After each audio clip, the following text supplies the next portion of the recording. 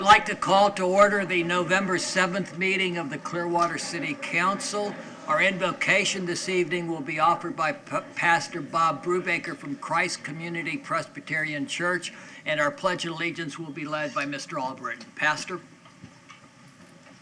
Let us pray. Father and our God, we thank you that you are the God of peace, and you have blessed us with peace and safety here in the city of Clearwater.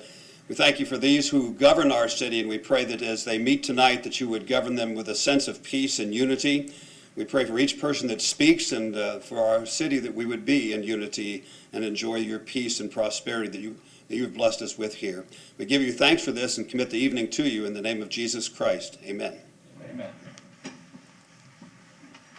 I pledge allegiance to the flag of the United States of America and to the republic for which it stands, one nation, under God, indivisible, with liberty and justice for all.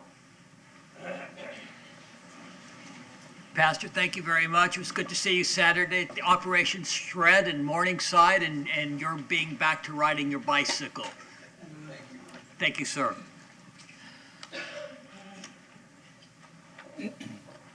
Let me introduce our council. To my right, Mr. Poglaze. Good evening. Mr. Cundiff.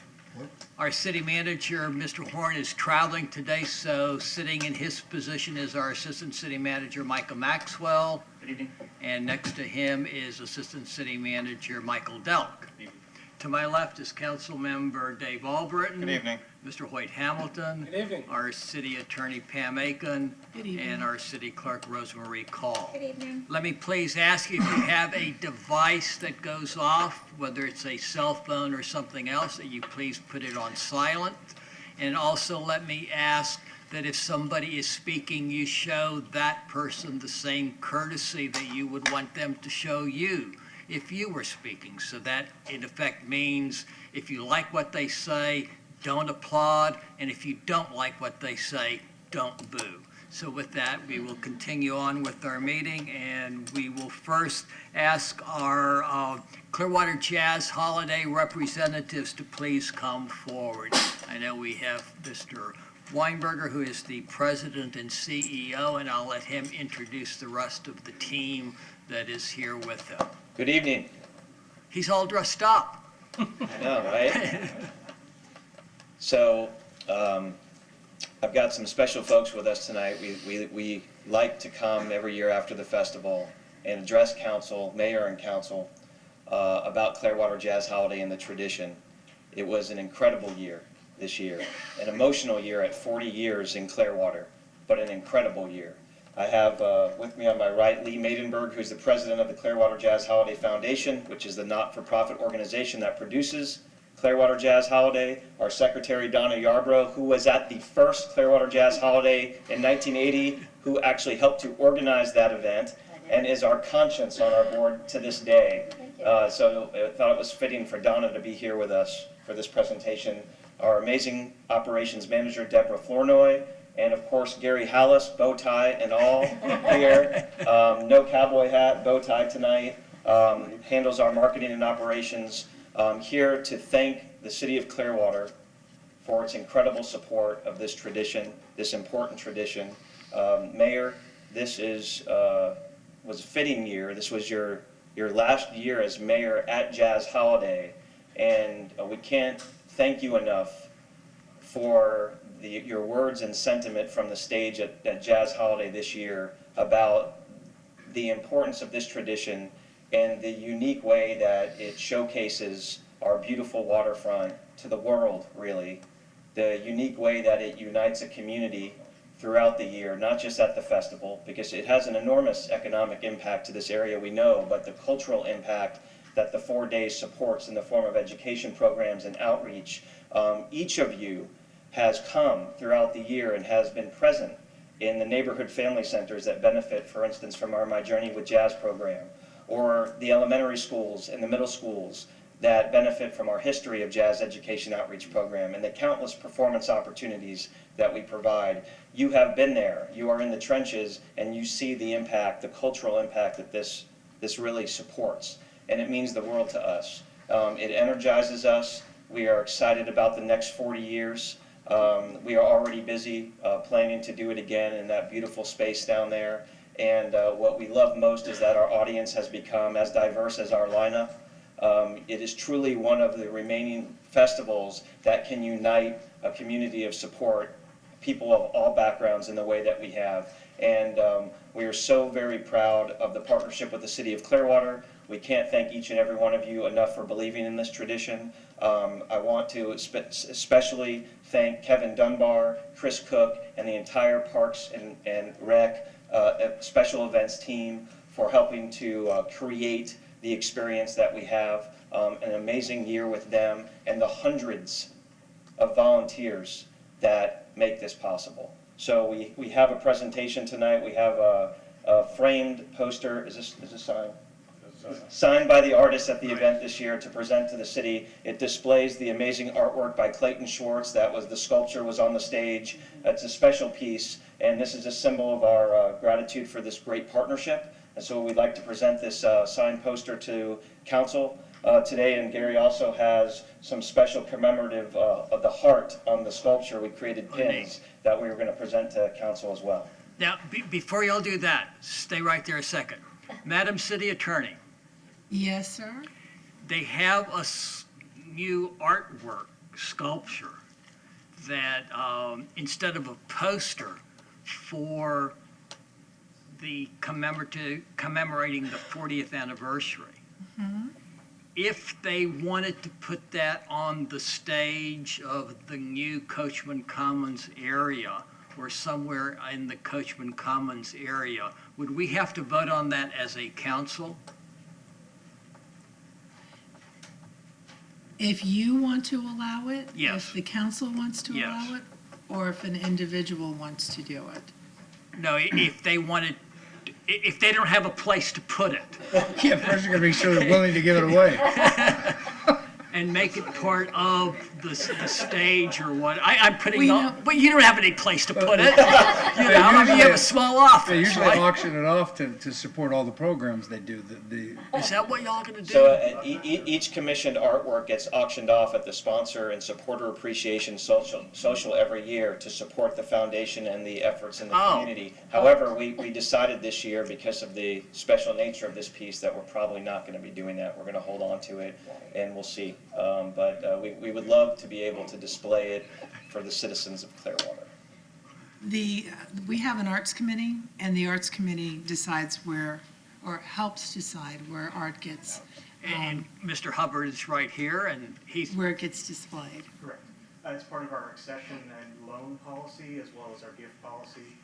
Anything that would be proffered to the city would go through the review process, would come from the Public Art Design Board, and then a recommendation would go to council. okay? Y'all know Noted. what's next. Yeah, thank you for that. Pardon? I said thank you for that. Yeah, no, you know, I thought we had, You asked, I answered. you answered, right? Love the heart. Thank you very, and you know, on behalf of all of us, y'all thank us, but we need to thank you, because the Jazz Holiday is something very special to Clearwater. And it's not because of the work that the five of y'all do, but it's because of the work that the volunteers do 365 days a year. And the impact that it has on our youth is without, you can't put a dollar amount on that. So just thinking of the kids that have been experiencing the Jazz Holiday, the different type of music, got their educational musical career started right here, we all can be very proud of that. So thank y'all for those efforts. And this year especially, we had a rain, we had a cancellation, but we had an incredible team that made sure that the next day went on without a hitch. And so I know that y'all join us in thanking the city crew and staff that was working Friday, Saturday morning to make sure that the park was ready for Chicago on Saturday night. So to everybody involved, from us five, from the entire city, thank y'all very much. Thank We you. You're appreciate welcome. it. Thank you, Mayor. And we can put that in. Sit. We're going to hang it on the back wall up there. But maybe not tonight. Yeah, if, normally we put it behind us, but we don't have any room back here, so Gary, if you don't mind. Yeah, turn it, lean Their thing. TV, just put it right there. Oh, Yeah, just lean that way for the rest of the meeting, everybody well, can see it. but, Lee, said lean it up here.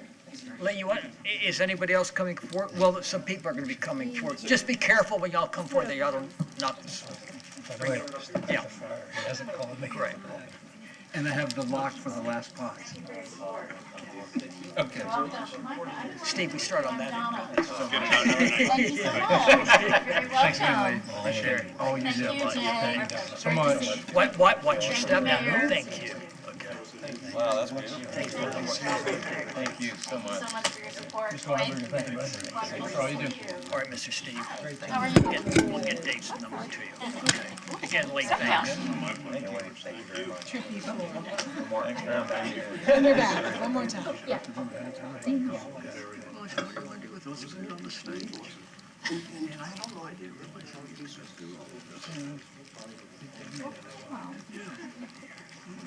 Oh, that's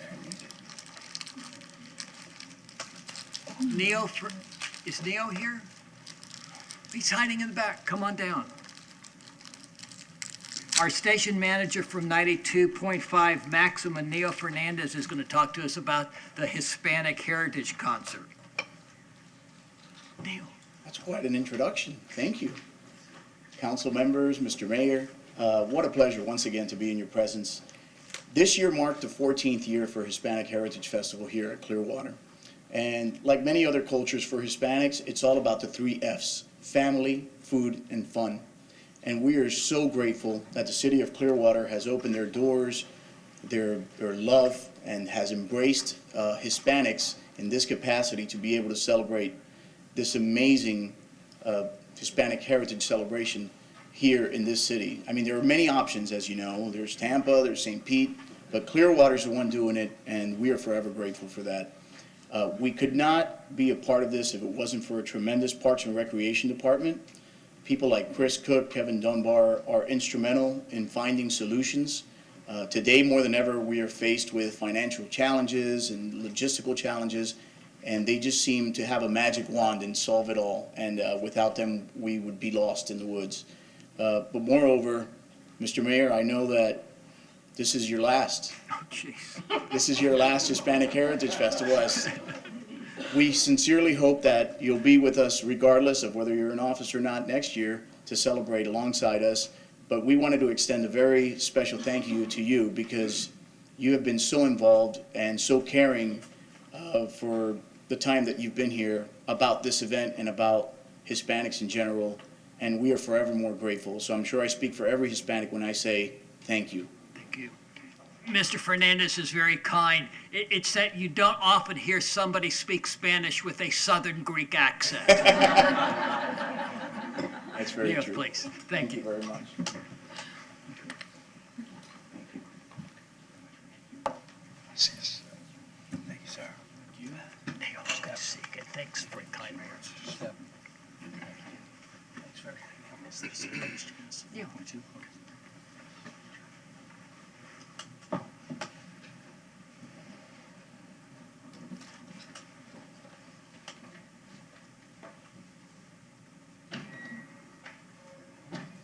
John Dragon and crew. We have the Clearwater Jazz Holiday that celebrated its 40th year, but we're having the Suncoast Jazz Festival celebrating its 29th year on Clearwater Beach this coming November. Well, later in the month. Yep. It is November. It's November already. Whereas the art of creating jazz music is uniquely American, that originated over 100 years ago and has influenced and enriched not only the American music and culture, but also the music and culture of the world. And whereas the Suncoast Jazz Festival is in its 29th year and brings increased attention to the city of Clearwater and its diverse and vibrant cultural arts, And whereas the Suncoast Jazz Festival continues to feature local, national, and international musicians, and whereas the mission of the Suncoast Jazz Festival and its volunteers is to contribute to the education of local young musicians, to give them performance opportunities, and to foster the preservation of jazz. Now, therefore, I, George Creticus, Mayor of the City of Clearwater, on behalf of the Clearwater City Council, do hereby proclaim November 22nd to 24th to be Suncoast Jazz Festival Weekend in Clearwater. Congratulations. Oh, do we have, yeah.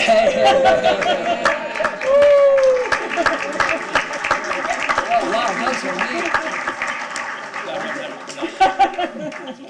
Thank you. Thank y'all. Please go say hello to everybody. The first performance is the 22nd, Joan?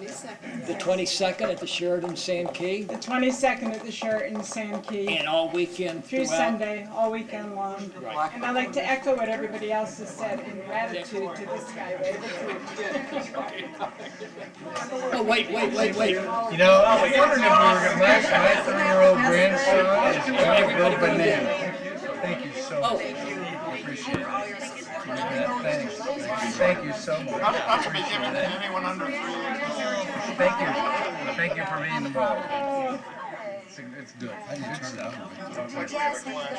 I have one for my but I do have a granddaughter. Do you have extra? Yeah, be careful there. I have 2 grandsons. If you don't, then that's okay. I come every year. Oh, yeah, I think I remember. He's bigger than you. She don't know how to do it. She is. Okay, hope to see you at the festival. We will make it. Thank you so much.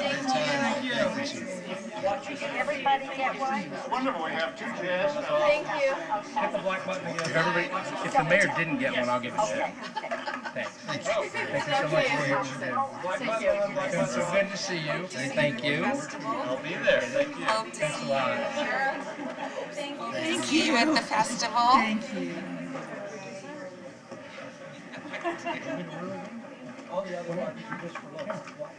Oh, I didn't even see she had it on. Who took my cake? Oh. More concerned about that. It'll probably be me. And this is another program that uses volunteers to be successful, so we appreciate the work that they do throughout the year also. Duggan Cooley is the Chief Executive Officer of the Pinellas County Foundation, and he's going to give us just a brief summary of the work that they do throughout the year. Mr. Cooley. Good evening, Mayor Creticus, City Council members. I appreciate the opportunity to talk to you briefly about the Pinellas Community Foundation. I think we have a presentation just brief for you this evening. It's wonderful to be among friends tonight too, and as I go through my brief presentation, I'll let you know some of the things that we also support that are wonderful parts of the City of Clearwater. But a nice reminder for folks, because we get the question, what is a community foundation? And so we're a public charity focused on supporting a specific geography. So we support Pinellas County, and we invite donors and we pool donations to make a lasting difference in our community. We were founded in 1969 through the establishment of the PCF Trust Agreement. We had significant involvement at the beginning of the foundation from the First National Bank of Clearwater and have been headquartered in Clearwater, and our business has been here for 50 years. We today have about $110 million in assets held in 160, now 170 different funds at the foundation. And in our history, we've given charities in our community more than $55 million in support and supported more than 200 charities with those contributions. We give a lot of different services to our community. We have wonderful expertise that we share in helping to make gifts possible to charities. We give community planning advice. We convene partners from around the community to solve problems. We conduct community needs assessment. At the end of my presentation, I'll talk about one that you're involved in. We do organizational plan giving program development. So you had Suncoast Jazz Festival. They had a wonderful donor who helped create an endowment through our foundation, and we have been helping them to grow that this year through gifts and helping them to market their program and grow their program to grow that endowment. That's an example of one of the things that the foundation does. We also assist organizations, private foundations, in converting from being private foundations to being a part of us, a public charity. A great example of that is Senior Citizen Services had been in our community for well over 60 years. When they sold their property at Prospect Towers, they created a private foundation. Last year, that became a donor-advised fund of Pinellas Community Foundation, created more than a $10.5 million fund to benefit senior citizens in Pinellas County. So we help people with that, and we help many people plan their estates and how they want to be charitable in their estate planning. We have a variety of grant programs through the foundation, competitive grant-making programs. You saw the benefit of one of them tonight. Our Clearwater Jazz Holiday is supported both through the Janet A. Huntley Arts Enrichment for Youth Grant, as well as the Ted and Marion Taney Grant for Arts Education and Cultural Outreach. We have many other grant programs besides that as well. So those are two wonderful charities that you have recognized tonight that are partners of ours. Another wonderful example is how we help youth. And we last year started a relationship with a program called Girls on the Run. They do after-school programming, helping young girls develop confidence and leadership skills, both through physical and mental exercise. They were able, with their grant from PCF, to plant 2 new programs, one at Eisenhower Elementary and another at Bel Air Elementary, right here in our community. And I mentioned briefly our ability to convene the community and conduct needs assessments. And because of one of the wonderful people on your staff, Carrie Marsalik, she helped convince our foundation, among others, to go ahead and fund a comprehensive community assessment for older adults in our community. We have just wrapped up the survey of 10,000 citizens over the age of 60 in both Pinellas, and then I use my connections for Pasco County as well, both counties, and we will release the study and its results on November 15th. At Pinellas Realtors Organization, and then the reports will be public. I think one of the greatest things that we find in there is, although our community has needs, especially for our over 60 residents, that about 87% of those residents rate their quality of life in our community as good or excellent. So it tells us great things are happening, some work to be done, but great things are happening, and that is another opportunity through Pinellas Community Foundation. So there's your brief explanation of us and our 50-year history in our community headquartered here in Clearwater. Thank you. Mr. Cooley, thank you. Welcome back. You didn't give us a contact information in case somebody should want to. I would be happy to follow up with every one of you with our annual report for this year via email, and then have direct contact information for you. We're happy to help. But I also meant for the public, if they wanted to reach you, where you let your address and. I can do that. We're at 17755 US Highway 19 North. We're Suite 150, so we are just north of East Bay Drive on the east side of US 19, Bayside Center, the blue glass buildings there. We have space for the community to convene in as well. And more information about the foundation can be found on our website at pinellascfforcommunityfoundation.org. Great. Thank you. And welcome back to Pinellas County. I know you've been here Happy to be more back. than a year, but we Yes. appreciate the work that you've been doing. Thank you very sir. much. Thank you. Council, are there any addition or corrections to the minutes of October the 16th? Move to be approved. Motion's been made and seconded to approve the minutes of October the 16th. All in favor say aye. Aye. Opposed, no. Motion carries unanimously. Anybody from the public wishing to speak to an item not on the agenda? If so, please come forward at this time. We would ask that you would have a card filled out with your name and address. When you speak to us, you would have 3 minutes, and we ask that you just give us your name. Good evening, Mayor and City Council members. My name is Alex McDonald. I'm here on behalf of any action that this committee might take on Kratom or Kratom. I come to you as a retired Army sergeant who served 8 years in the Army. I was medically retired in January 2017 from injuries I sustained during my service. After that, after 4 surgeries on my spine, I still had to work. I still had to go to school. I still had to take care of my home and my family. Medicine like Percocet, Oxycontin, any of those drugs don't let you do that. They mess you up. They make you, some people say high, some people say messed up, but you just can't function. But I still had to do something for my pain. I still had to do something for myself so I can contribute. And that's where Kratom came in. What Kratom does for me is it makes it so that I can go to school without being messed up. I can drive my car legally because I'm not going to be on any kind of medications that would mess that up. It makes it so that I can take care of my family at home. And because of all of that, because of the past 4 years that I've been taking this this supplement, which is a brewed tea that I take in the mornings, I'm now running for office. I'm running for state representative for District 64. This has turned my life around.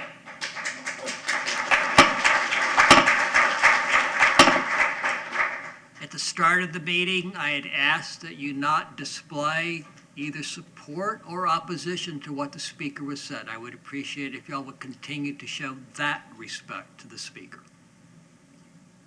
Thank you. It has turned my life around for the better, for the greater, and hopefully for more than just me. Hopefully it can help other people as well. And that's why I stand before you here today.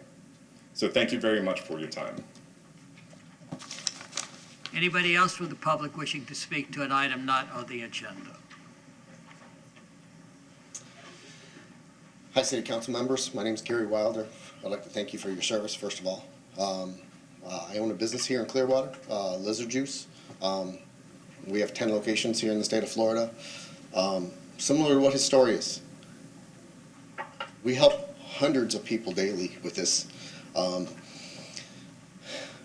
Police officers, firefighters, paramedics, people that have sustained injuries that use this to improve their life. Personally, my wife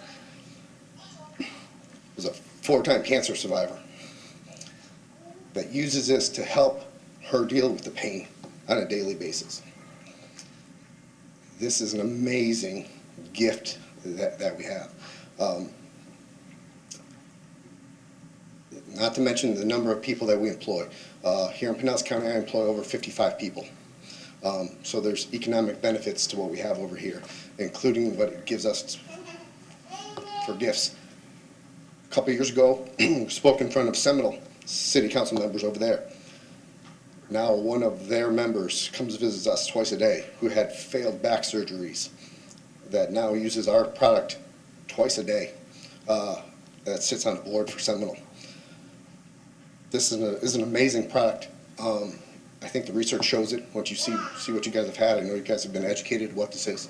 And I just wanted to kind of share that with you guys. So we have this story by hundreds. We have 10 locations. I hear this daily from hundreds of customers, not to mention what I live on a daily basis. So thank you for your service. Anybody else from the public wishing to speak to an item not on the agenda? Good evening, Mr. Mayor and Council. As you probably have gathered, I'm here to speak about We need my your name's name. Paul Galliano. I'm sorry. Had you given a card in, sir? Yes, she has a card. And I'm here to speak about the Clearwater Air Park. I'm still one of the few people that can speak to you all. The reasons for that are in a police report that was completed almost a year ago.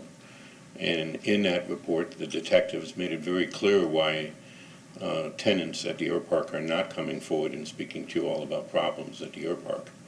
I'm not a tenant there right now, so I get the chance to annoy you, I guess. But needless to say, it's a small issue. You know, I read the paper and I keep hoping I'm going to see that something effective has been done about the problems at the air park.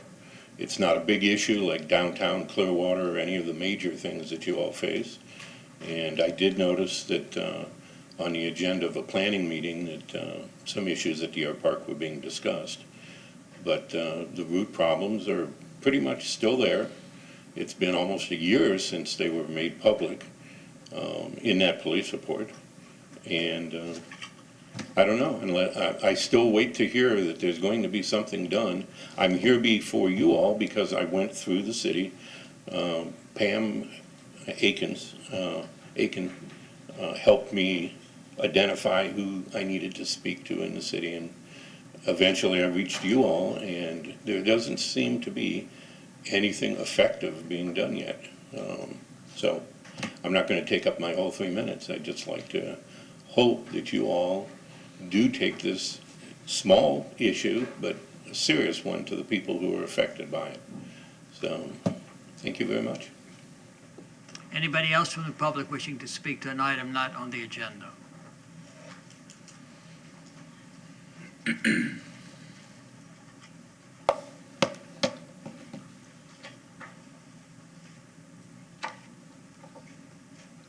Kathleen Beckman, Clearwater resident. I'd like to take a moment to let you know that at the Parks and Rec Advisory Board meeting on Tuesday night this week, members of this advisory board were asked to approve the city recommended name change of Coachman Park to Coachman Commons. And it's my understanding that this name change, Coachman Commons, will be used to refer to the new Imagine Clearwater Park. And so apparently this meeting was advertised, though it's not really clear how. And perhaps someone thought that there may be public input into this suggested name change, but sadly, I was the lone person, aside from board members, in attendance at that meeting Tuesday night. So this entire room was empty. I suggested to the Parks and Rec Advisory Board, and I'll suggest to you now, that you hold off on approving Coachman Commons as the new name for Coachman Park or Imagine Clearwater, and work just a little bit harder to engage Clearwater residents in the naming of this multi-million-dollar park. Council members have said numerous times that this will be a showcase park attracting people from all parts of Clearwater and Pinellas County and beyond. And so if we want to make Imagine Clearwater a park to bring Clearwater together, to instill pride and a sense of community, I believe we need to engage our residents in all aspects of its development. By not engaging residents in simply naming the park, I believe you are missing an opportunity to build that sense of pride and engagement and unity that Clearwater really needs. So perhaps you could develop a Name Our Park contest and solicit input from families and individuals through our schools, the Clearwater Neighborhoods Coalition, Amplify Clearwater, our rec centers or libraries. I'm all for community engagement and inviting our residents to participate in the exciting developments related to Imagine Clearwater. And I would request you try to find effective ways to include our residents in all decisions related to this, beginning with the name. Thanks. Anybody else from the public wishing to speak to an item not on the agenda?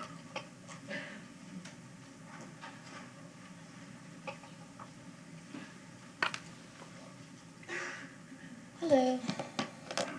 My name is Courtney Garrett. I am the founder of Kava Beach Bar. We just opened on Clearwater Beach on Halloween. I wanted to speak today to address possible concerns with Kratom, the establishments in Clearwater. The first concern is the regulated drinking age. I can't speak for all of the Kratom bars in Pinellas County, but most are very cautious to only serve 18 and over. Most Kava tenders are well informed and aren't strangers to ask the customer under 30 for identification. If an establishment is serving minors, that specific establishment should be reprimanded accordingly, not punish responsible establishments. My establishment is a 24/7 lounge where people come from all walks of life to join in our community, to decompress after a long day of work, without feeling like their only option is to go home or an alcohol bar. We have a vegan menu, a variety of CBD products, CBD oil for dogs, ice cream, hammocks to lay in, pool table, music, darts, as well as a retired licensed mental health counselor that comes in once a week to help people discuss their feelings and stress level. My establishment does not seek to harm anyone, but rather give them a safe place to relax with like-minded people that try to better their lives and decompress.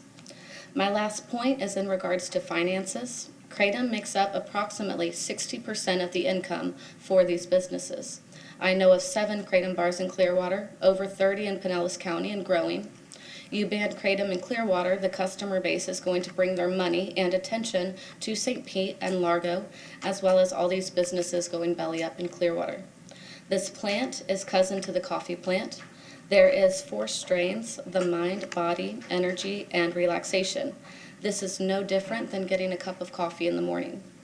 Please make stipulations. Please do not ban Kratom in Clearwater. Thank you for your time. Anybody else from the public wishing to speak to an item not on the agenda?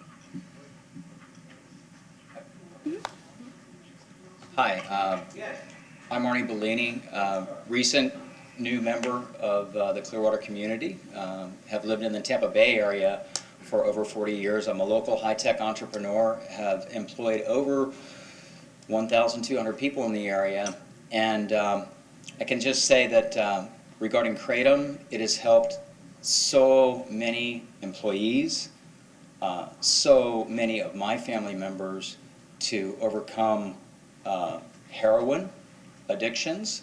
It is an amazing natural substance that has been used for centuries. It was originally brought over here by Vietnam veterans, actually. And in its pure form and in brewed form, it is an amazing, amazing gift from our God's green earth.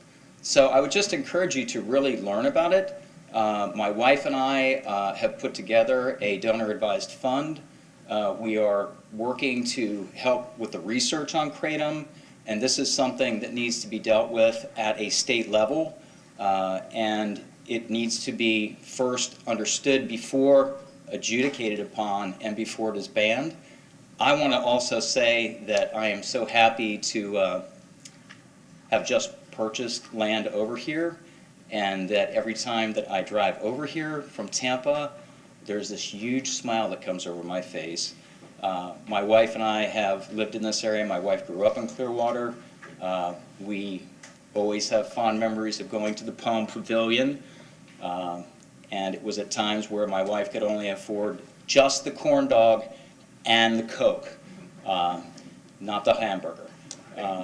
But it has been a pleasure living here, and I wanted to thank each and every one of you because I looked up your biographies before I came up to speak, and you've all served very distinguished terms here for the city, and my wife and I look forward to dedicating our time, talent, and treasure to help make this community an even better one. Thank you so much. Thank you.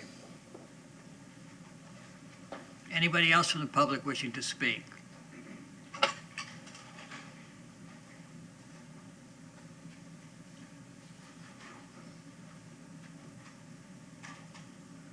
Fellow distinguished members of the City Council and all you good people out there. Have you filled out a card, sir? Yes, sir, I sure have. Thank you. As you can see from the hat, I'm a Vietnam veteran. Sir, you need to speak to the microphone so that it gets picked up. Okay. And we need to have your name.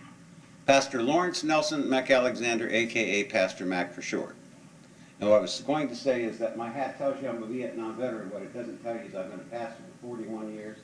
Again, sir, I apologize, but we cannot hear you, and the television audience does not hear you if you're not speaking. Oh, man, am I on TV too? Yes, sir. How about that? All right, well, I'm here to tell you a story you're not going to believe. And it comes up with a request also, so it has the means justify the ends. When I was first moved into this town about 6 years ago, I moved to the south side down in St. Petersburg. And my wife and I were there. We were comfortable, having a good time. I came here to retire from the pulpit and live where I wanted to live for the rest of my life. Well, my wife has grand mal seizures, and she had a grand mal seizure. And so I called the paramedics. And who should show up before the paramedics get there? The police. Go figure.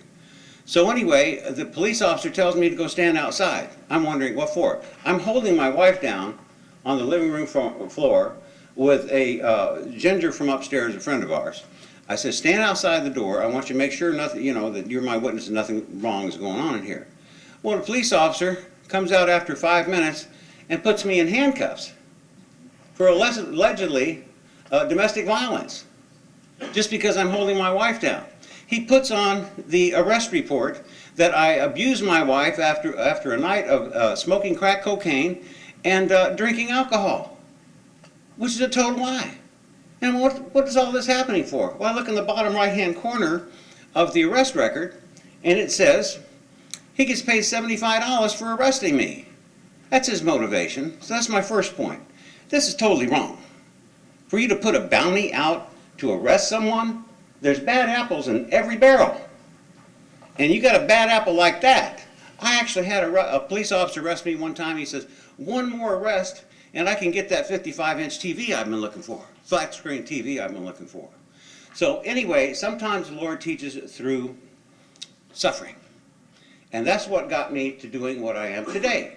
I'm the founder of the Veterans Effort to Stop Suicides Foundation, and it's my heart's passion to reduce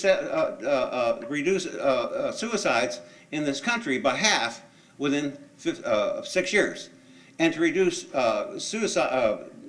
military Vietnam veteran suicides by 50% within 6 months by getting legislation on Trump's desk that says for all remaining Vietnam veterans, we're going to give them 100% compensation for the military if their income level is under $13,000 a year. Now, is there anybody in here who couldn't vote for that? We've been waiting 50 years for the benefits that we should have, and they keep turning Again, us down. sir. My apologies. But the point Thank you, sir. Your is time there have been thousands of people. Your time is up, sir. Thank you so much. Thank you. Pastor Mack, at your service. Anybody else from the public wishing to speak to an item not on the agenda? If not,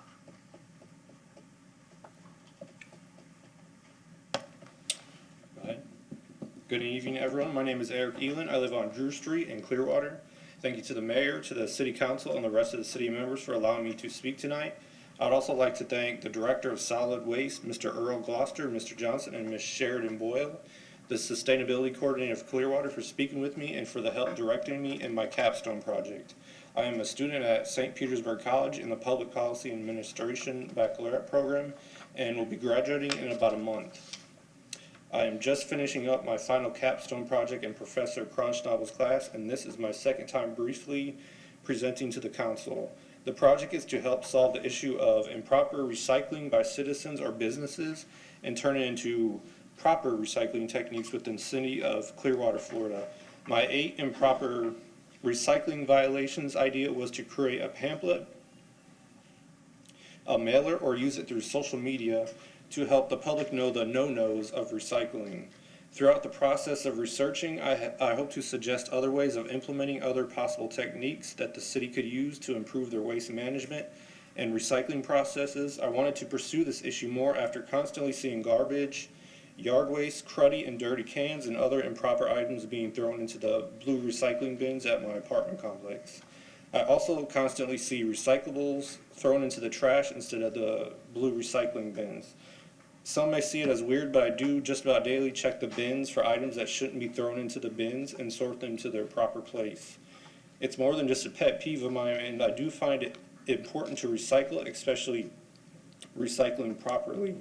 Not only is it good for the environment, but it is great for the city of Clearwater and its recycling and waste processing, its citizens, its beautiful scenery, its tourism industry.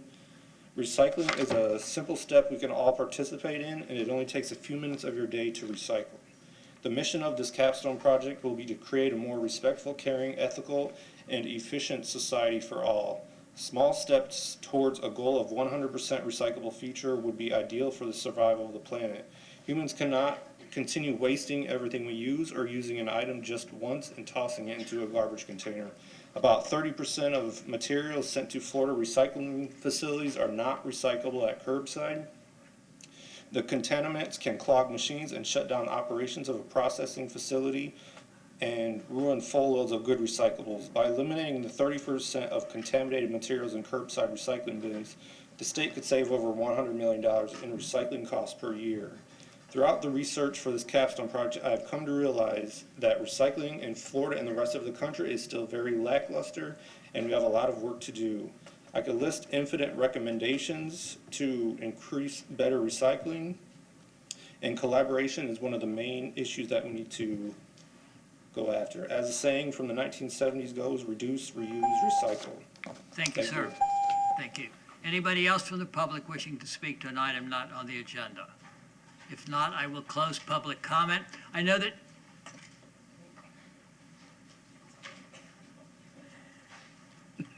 hello, my name is Chandler Burke. I also have 4 kava bars in the, here in Florida, 2 of which are in Pinellas County. We have 40 employees, and we have a community that consists of truly like thousands of people here in Pinellas County because of how many kava bars there are. And I'm gonna keep this brief. I've got a binder. This has testimonials on how Kratom has positively impacted a lot of our customers' lives. As you can see, I have hundreds here, and a lot of them are Clearwater residents. And so if maybe you guys could take the time to read and just learn a little bit about kratom before possibly banning, that would be great. It'd be very appreciated. Thank you. Thank you. Can I leave? Anybody else from the public wishing to speak to an item not on the agenda? I will close public comment. I know that there's several of y'all out there who have come thinking that we were going to be discussing kratom. That was false information.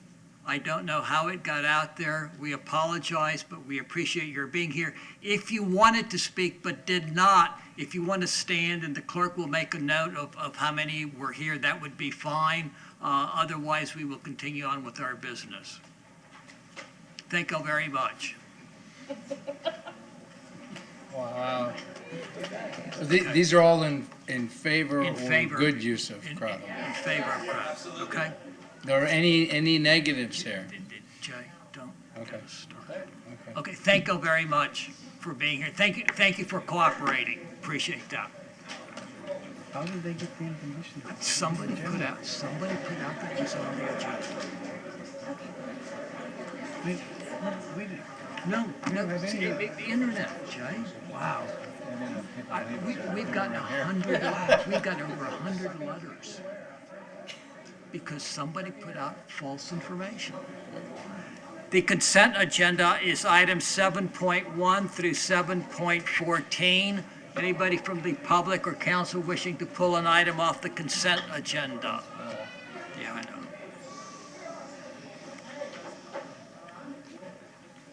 Mr. Mayor, I'd like to pull 7.14. 7.14. Move approval of agenda items, the consent agenda 7.1 through 7.13. Second. Motion has been made and seconded to approve the consent agenda, items 7.1 through 7.13. All in favor say aye. Aye. Opposed, no.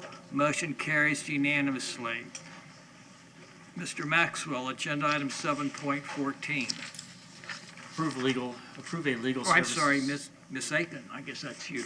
Approve legal services agreement with J. Sorry. Daniel Esquire of Trask Daniel LLP for representation of the Community Development Board, Building and Flood Board of Adjustment and Appeals, and Nuisance Abatement Board, and authorize the appropriate officials to execute same. Any questions of staff on agenda item 7.14? Anybody from the public wishing to speak to agenda item 7.14? Thank you, Mr. Mayor. I'm Bill Johnson. I did submit a card. When I observed this on the agenda, I thought it would be a good time to raise a couple of procedural issues with the Community Development Board process. So I asked for a public records request for documents detailing the performance expectations of the current attorney on their contract. I also asked for a copy of documents related to CDB board members or city staff giving performance ratings on the subject attorney under the current services agreement. I believe those are basic management practices for a service client. And I did, as you will recall, there was a very long Community Development Board meeting on June 25th, the Edgewater Drive project that went on for 7 hours and proved to be so ineffective process that the Community Development Board in July decided to develop new guidelines for public testimony. So why did this happen? Mr. Johnson, with all due respect, sir, we're talking about a contract here, not the action of the Community Development Board. Okay. The bottom line is I suggest that you table this item and revise it to include performance expectations and the statement that there will be a performance ratings by the Community Development Board members so that you can more appropriately align the services with the expectations of the board members and also the service to the members of the public. The observation that I had was that the attorney perhaps may not be really familiar with the code that he's trying to assist the board in administering, as evidenced by the fact that the decision there was very divided, but that did not come to the attorney for try to get some guidance as understand that both sides would understand what was in the process. So my recommendation again is to table this or defer this until the process can be reviewed to ensure that the expectations of the board's attorney are consistent with the needs of the public. Thank you very much. Sir. Anybody else from the public wishing to speak to agenda item 7.14? Motion? I move to approve agenda item 714. I'm sorry. Second. Motion's been made and seconded to approve agenda item 7.14. Comments, council? Mr. Hamilton. Not a question as much as a comment of Ms. Aiken. You're familiar with the attorney in question. You have worked with him before and for a number of years. Does one controversial decision relegate him to be an ineffective counsel for the Community Development Board? No, sir, of course not. But I also point out that his job is to advise the board on procedural issues and to help them through that process. He does not interpret the code for them. That is something that they do. So I believe that he does do that on a regular basis, and he is assisting them with procedural rewrites. Mr. Albrecht. And I remember Jay from being on the CDB. I thought he always did a good job representing us. And any questions we had procedurally, yet we had the final say-so on what we, whether we approved something or didn't approve it. But I thought he was good counsel for us at that time, and I think this approval of the legal services agreement is, I would go with it. Thank you, Mayor. Okay, Mr. Public. And so the client, the city has, or the CDB has their attorney representative, and then the opposing team has their attorney, or they should have attorney if they're going to do something, or try to do something such as what happened. I mean, it's not our necessary, wouldn't it be their responsibility and job to interpret the code and identify it? I mean, it's a... The city is represented by an assistant city attorney that works with the staff. The board attorney advises them procedural matters and other matters that they need to make decisions on. We do not provide representation for the public. The public can either provide their own attorney or they can be self-represented, as they are many times. Mr. Kunda.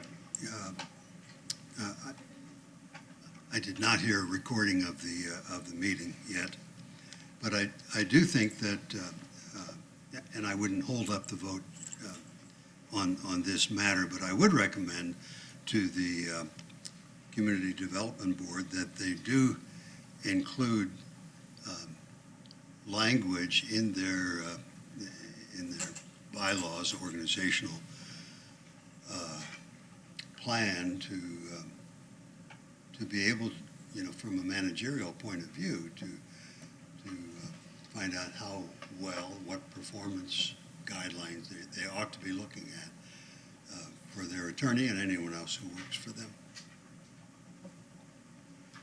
Motion's been made and seconded to approve agenda item 7.14. All in favor say aye. Aye. Opposed, no. Motion carries unanimously. Agenda item 8.1. Provide direction on the proposed second amendment to an existing development agreement between Trip-Top, Clearwater LLC and MEM PC Properties, Inc., as assigned by Alanik Properties, Anco Holdings LLC, Nakana Holdings LLC, the property owners, and the City of Clearwater for property located at 401, 411, 421, 425, and 431 South Gulfview Boulevard, which adds Exhibit A-1 to provide an updated legal description to include parcel 07-29-15-52380-000-0780 to the subject site and replaces Exhibit B with Exhibit B-1 to provide new conceptual site plans and elevations, updates Exhibits C and D regarding any references to the legal description and proposed number of overall hotel units, adds Exhibit E, which provides specific language germane to the pedestrian bridge regarding construction and maintenance, and sets a new date by which time site plan approval must be obtained, and confirm a second public hearing in City Council chambers before City Council on November 21st, 2019 at 6 p.m. or as soon thereafter as may be heard. Mr. Perry. Thank you. Mark Perry, Planning and Development. If it's okay, I'll be brief. This is the second amendment to an existing development agreement. The first amendment came through to increase the height of the building a few years ago from 140 feet to 150 feet. This second amendment is required because of the addition of the Post Corner Pizza parcel. The proposal is for a 248 unit hotel. That's an increase from 227 total units. The number of units that have been allocated to the project, 100 units from the reserve, that has not changed. It's not increasing. There are no more units left in the reserve to allocate anyway. The increase in the total number of units is generated solely by the 50 units per acre of the parcel coming in.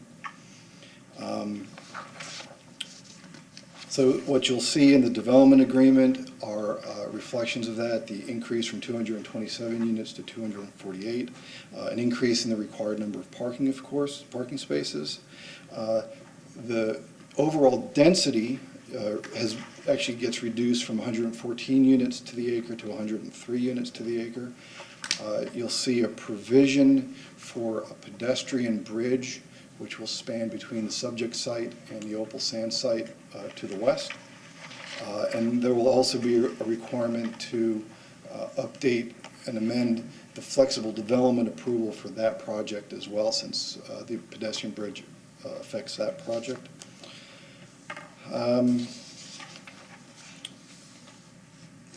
At the work session on Monday, I think, Mayor, you had a couple of points. You wanted to better define the number of parking spaces above and beyond that is otherwise required by the hotel. The applicant has told me that they can commit to providing a minimum of 230 parking spaces that will be available to the public. You also wanted to make sure that the pedestrian bridge wouldn't directly link to the public right-of-way. I have some images. They're from your packet. I'm more than happy to put some up, but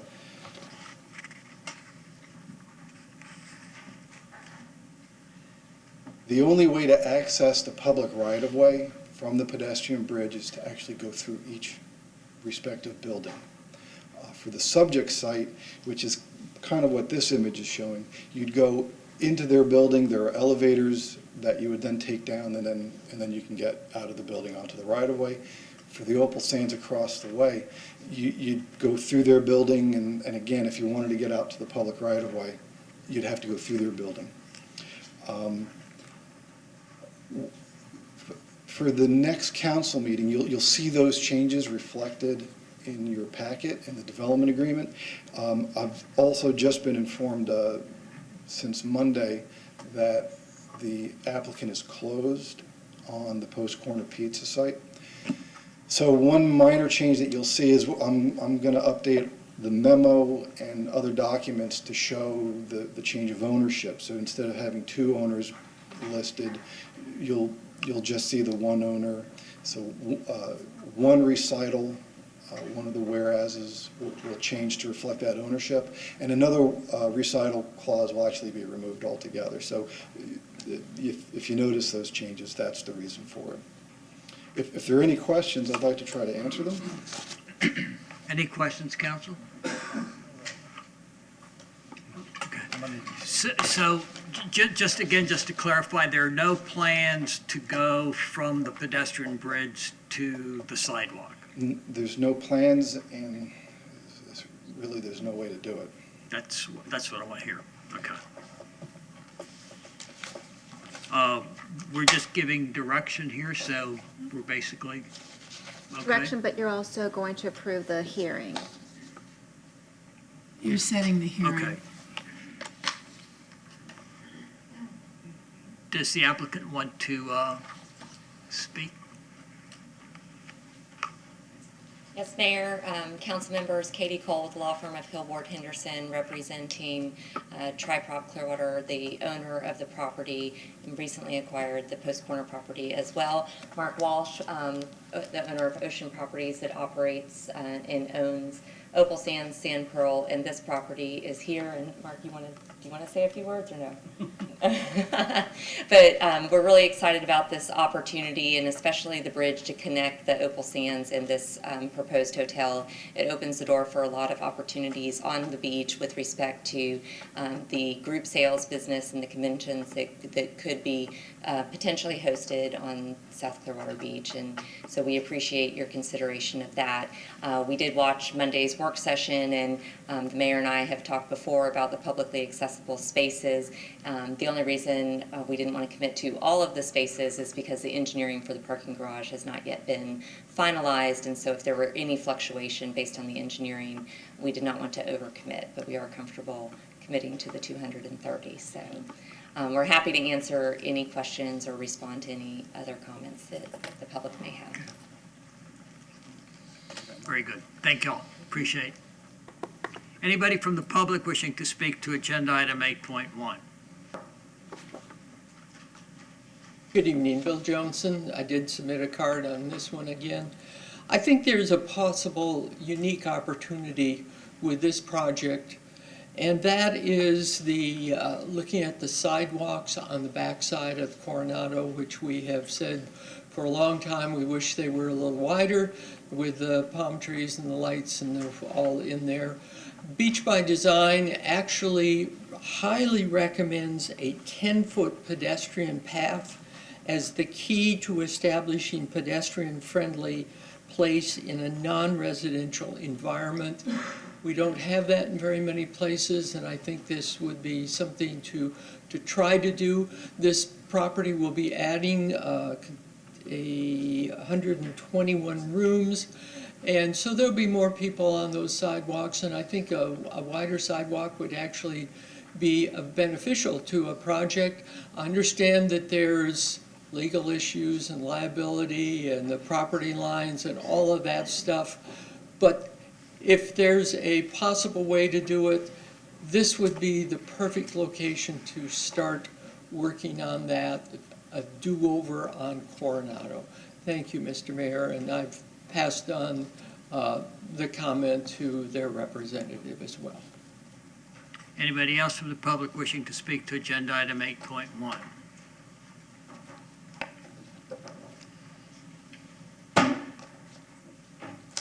Hello, good afternoon, or good evening, Mayor, Commissioners, and so forth.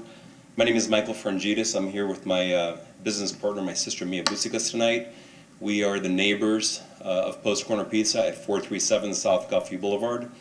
We are happy to see the development and progress of the adjacent property. We are sad to see a landmark like Post Corner go. Definitely will miss that place, but we're also happy to see and understand that they're looking to build an inside restaurant cafe in the new building. So I'm happy to hear that news. One of my concerns as the neighbor is having a bridge going across the road or some type of walkway 4 levels up from what I saw from the rendering. It's a concern for our guests that are occupying our building, and I'm afraid that it's going to ruin the visibility or the vista. That's the reason they go there, to see the sunset and to see the view. So that's one of my concerns, that I'm not saying that I'm opposed to it, but I have questions about that, the height of it and what's going to be the rendering of it, and if, or could it be moved farther to the north side, not to ruin the view of our guests that are in that building. So that's my concerns. Thank you. Which is your property? 437 South Gulfview. We're directly to the south of Post Corner Pizza, which is now called Salty's Bar and Grill. Salty, okay. Any questions? No. Thank you. Okay. Anybody else from the public wishing to speak to agenda item 8.1? Staff? Do you have anything else to say? No, unless there are any questions. Do we have any questions? Okay. Ms. Cole, do you have anything further to? Okay.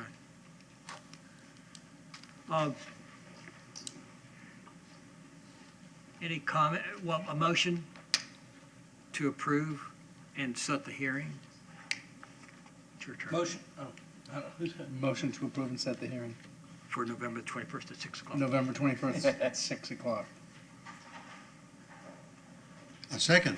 Motion has been made and seconded to approve agenda item 8.1 and confirm a public hearing on November the 21st, beginning at 6 o'clock or as soon thereafter as may be heard. Comments, council? Mr. Hamilton. I mean, my only comment is, this is, given the track record of Ocean Properties, this is going to be a quality development. But, the way it's oriented, and we as a city years ago spent $40+ million to create Beach Walk with nice, wide pedestrian sidewalks and areas. And even to this day, when you drive Coronado, there's very minimal pedestrian activity because everybody is out walking on Beach Walk, which is exactly what we designed it to be. So I am not, I don't have the same concern of a 10-foot sidewalk on Coronado because, I'm out there every day on that beach, and I do travel to the south end, and there's very minimal pedestrian traffic on Coronado because everybody is out on the beach walk looking at the beach itself and the beautiful vista and amenity that we've created out there. So. Any other comments, council? Okay. Council, I, as you'll recall, when we had the discussion on the Hyatt, I was concerned that we were going to get a second request for a pedestrian bridge. And here's our second request. This one is a little different, and with all due respect to Salty's, the view there isn't the same as it is at the Hyatt. And I'm not sure, because of the way the buildings are situated with Opal Sands and the 440 building, that you get a view of the sunset that will be disturbed.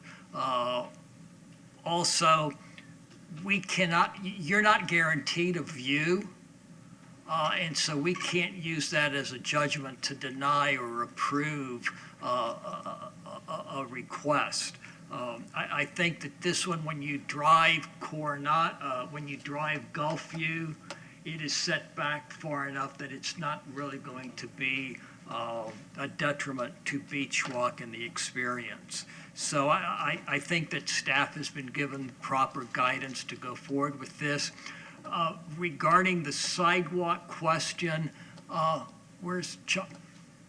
Did we not have this similar discussion on one other property about the sidewalk being the width of the sidewalk? And unfortunately, if we have one segment of Coronado at 10 feet and another segment at 4 feet and then another segment at 6 feet, that's not going to really create a walking experience like we have at Beach Walk. So I think what we need more than anything is consistency. And if y'all will work with staff with the developer to make sure that we have consistency as best as we can with the other adjacent properties, that would be helpful. So motion has been made and seconded to approve the second hearing on November the 21st after 6 o'clock. All in favor say aye. Aye. Opposed, no. Motion carries unanimously. Agenda item 9.1, Ms. Aiken. Ordinance number 9298-19, an ordinance of the City of Clearwater, Florida, annexing certain real property located generally north of Lakeview Road, south of Druid Road, east of South Duncan Avenue, and west of South Hercules Avenue, whose post office address is 1819 Audubon Street, Clearwater, Florida 33764, together with certain portion of Audubon Street right-of-way into the corporate limits of the city, and redefining the boundary lines of the city to include said additions, providing an effective date. Move to approve, adopt ordinance 9298-19 on third reading. Second. Motion has been made and seconded to adopt ordinance 9298-19 on third reading. Anybody from the public to speak to this motion? Comments, council? All in favor say aye. Aye. Opposed, no. Motion carries unanimously. Agenda item 9.2. Ordinance Call. number 9299-19, an ordinance of the City of Clearwater, Florida, amending the future land use elements of the comprehensive plan of the city to designate the land use for certain real property located generally north of Lakeview Road, south of Druid Road, east of South Duncan Avenue, and west of South Hercules Avenue, whose post office address is 1819 Audubon Street, Clearwater, Florida 33764, upon annexation to the City of Clearwater Residential Low RL, providing an effective date. I move that we adopt ordinance 9299-19 on second reading. Second. Motion has been made and seconded to adopt ordinance 9299-19 on second reading. Anybody from the public to speak to this motion? Comments, council? All in favor say aye. Aye. Opposed, no. Motion carries unanimously. Agenda item 9.3, Ms. Aiken. Ordinance number 9319-19, an ordinance of the City of Clearwater, Florida, amending the zoning atlas of the city by zoning certain real property located generally north of Lakeview Road, south of Druid Road, and east of South Duncan Avenue, and west of South Hercules Avenue, whose post office address is 1819 Audubon Street, Clearwater, Florida 33764, upon annexation into the City of Clearwater as low medium density residential, LMDR, providing an effective date. I move to adopt ordinance 9300-19 on second reading. Second. Motion has been made and seconded to adopt ordinance 9300-19 on second reading. Anybody from the public speak to this motion? Comments, council? All in favor say aye. Aye. Opposed, no. Motion carries unanimously. Agenda item 9.4, Ms. Call. Ordinance number 9308-19, an ordinance of the City of Clearwater, Florida, making an amendment to the Community Development Code Appendix B, US 19 Zoning District and Development Standards, Section B-303, Table 2, to expand the geographic area where self-storage warehouse use with required retail, restaurant, and/or office uses is permitted in the regional center subdistrict of the US 19 zoning district to include a certain parcel with frontage of Seville Boulevard, subject to the FLS approval, certifying consistency with the city's comprehensive plan and proper advertisement, providing for severability and providing an effective date. Mr. Mayor, I'm happy to move adoption of ordinance 9308-19 on second reading. Second. Motion has been made and seconded to adopt ordinance 9308-19 on second reading. Anybody from the public to speak to this motion? Comments, council? Mr. Poblaze, you may be happy, but I recall an article that we saw earlier in the week that there may be too many storage units, being built throughout the country and other cities, and as I voted against it the last time, I will be voting against it this time. Motion has been made and seconded. All in favor say aye. Aye. Opposed, no. No. Motion carries 4-1 with Creticus in opposition. Agenda item 9.5. Ms. Aiken. Ordinance number 9309-19, an ordinance of the City of Clearwater, Florida, annexing certain real property located on the north side of Palmetto Street, approximately 1,080 feet west of North Belcher Road, whose post office address is 2108 Palmetto Street, Clearwater, Florida, 33765, into the corporate limits of the city and redefining the boundary lines of the city to include said addition, providing an effective date. Mr. Chairman, I move to adopt ordinance 9309-19 on second reading. Second. Motion's been made and seconded to adopt ordinance 9309-19 on second reading. Anybody from the public speak to this motion? Comments, council? All in favor say aye. Aye. Opposed, no. Motion carries unanimously. Agenda item 9.6, Ms. Call. Ordinance number 9310-19, an ordinance of the City of Clearwater, Florida, amending the future land use element of the comprehensive plan of the city to designate the land use for certain real property located on the north side of Palmetto Streat, approximately 1,080 feet west of North Belcher Road, whose post office address is 2108 Palmetto Street, Clearwater, Florida, 33765, upon annexation to the City of Clearwater as Industrial Limited, IL, providing an effective date. I move that we adopt ordinance 9310-19 on second reading. Second. Motion's been made and seconded to adopt ordinance 9310-19 on second reading. Anybody from the public speak to this motion? Comments, council? All in favor say aye. Aye. Opposed, no. Motion carries unanimously. Agenda item 9.7, Ms. Aiken.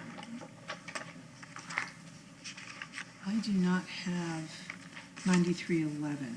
Let me just, can you take that one? I can do that. Ordinance number 9311-19, an ordinance of the City of Clearwater, Florida, amending the zoning atlas of the city by zoning certain real property located on the north side of Palmetto Street, approximately 1,080 feet west of North Belcher Road, whose post office address is 2108 Palmetto Street, Clearwater, Florida, 33765, upon annexation to the City of Clearwater as Industrial Research and Technology, IRT, providing an effective date. I move to adopt ordinance 9311-19 on second reading. Second. Motion's been made and seconded to adopt ordinance 9311-19 on second reading. Anybody from the public speak to this motion? Comments, council? All in favor say aye. Aye. Opposed, no. Motion carries unanimously. Agenda item 9.8. Ordinance number 9312-19, an ordinance of the City of Clearwater, Florida, annexing certain real property located generally on the east side of West Virginia Lane, approximately 865 feet south of State Road 590, whose post office address is 1421 West Virginia Lane, Clearwater, Florida, 33759, into the corporate limits of the city and redefining the boundary lines of the city to include said addition, providing an effective date. I move to adopt ordinance 9312-19 on second reading. Second. Motion's been made and seconded to adopt ordinance 9312-19 on second reading. Anybody from the public speak to this motion? Comments, council? All in favor say aye. Aye. Opposed, no. Motion carries unanimously. Ms. Call. Ordinance number 9313-19, an ordinance of the City of Clearwater, Florida, amending the future land use element of the comprehensive plan of the city to designate the land use for certain real property located generally on the east side of West Virginia Lane, approximately 865 feet south of State Road 590, whose post office address is 1421 West Virginia Lane, Clearwater, Florida, 33759, upon annexation to the City of Clearwater's residential low RL, providing an effective date. I move to adopt ordinance 9313-19 on second reading. Second. Motion's been made and seconded to adopt ordinance 9313-19 on second reading. Excuse me. Anybody from the public speak to this motion? Comments, council? All in favor say aye. Aye. Opposed, no. Motion carries unanimously. Agenda item 9.10, Ms. Aiken. Ordinance number 9314-19, an ordinance of the City of Clearwater, Florida, amending the zoning atlas of the city by zoning certain real property located generally on the east side of West Virginia Lane, approximately 865 feet south of State Road 590, whose post office address is 1421 West Virginia Lane, Clearwater, Florida, 33759. Upon annexation into the City of Clearwater as low medium density residential, LMDR, providing an effective date. I move that we adopt ordinance 9314-19 on second reading. Second. Motion's been made and seconded to adopt ordinance 9314-19 on second reading. Anybody from the public speak to this motion? Comments, council? All in favor say aye. Aye. Opposed, no. Motion carries unanimously. Agenda item 9.11, Ms. Call. Ordinance number 9318-19, an ordinance of the City of Clearwater, Florida, annexing certain real property located on the east side of East Drive, approximately 223 feet south of Sunset Point Road, whose post office address is 1861 East Drive, Clearwater, Florida, 33755, into the corporate limits of the city and redefining the boundary lines of the city to include said addition, providing an effective date. I move to adopt ordinance 9318-19 on second reading. Second. Motion's been made and seconded to adopt ordinance 9318-19 on second reading. Anybody from the public to speak to this motion? Comments, council? All in favor say aye. Aye. Opposed, no. Motion carries unanimously. Agenda item 9.12, Ms. Aiken. Ordinance number 9319-19, an ordinance of the City of Clearwater, Florida, amending the future land use element of the comprehensive plan of the city to designate the land use for certain real property located on the east side of East Drive, approximately 223 feet south of Sunset Point Road, whose post office address is 1861 East Drive, Clearwater, Florida 33755, upon annexation into the City of Clearwater as residential low RL, providing an effective date. I move to adopt ordinance 9319-19 on second reading. Second. Motion's been made and seconded to adopt ordinance 9319-19 on second reading. Anybody from the public to speak to this motion? Comments, council? All in favor say aye. Aye. Opposed, no. Motion carries unanimously. Agenda item 9.13, Ms. Call. Ordinance number 9320-19, an ordinance of the City of Clearwater, Florida, amending the zoning atlas of the city by zoning certain real property located on the east side of East Drive, approximately 223 feet south of Sunset Point Road, whose post office address is 1861 East Drive, Clearwater, Florida 33755, upon annexation to the City of Clearwater as low-medium density residential LMDR, providing an effective date. Move to adopt ordinance 9320-19 on second reading. Second. Motion's been made and seconded to adopt ordinance 9320-19 on second reading. Anybody from the public to speak to this motion? Comments, council? All in favor say aye. Aye. Opposed, no. Motion carries unanimously. Agenda item 10.1, Mr. Maxwell. Establish a sister cities relationship with Bourges, France, and adopt resolution 19-35. Mr. Hubbard. Good evening, Mayor, Council, City staff, and citizens. My name is Christopher Hubbard. I'm the Cultural Affairs Coordinator for the City of Clearwater. The resolution you have before you this evening is to adopt a resolution starting a Sister Cities Partnership Agreement with the City of Bourges, France. Following from this, per protocol with the Sister Cities International Organization, city staff would then initiate a partnership agreement that establishes the terms of the exchange relationship with Bourges. That would include any exchanges, be it on the college, high school, or middle school level, as well as official exchanges on a 5-year basis. It would also establish the terms of our agreement with them as far as the focuses of our Sister Cities partnership, including economics, tourism, and education.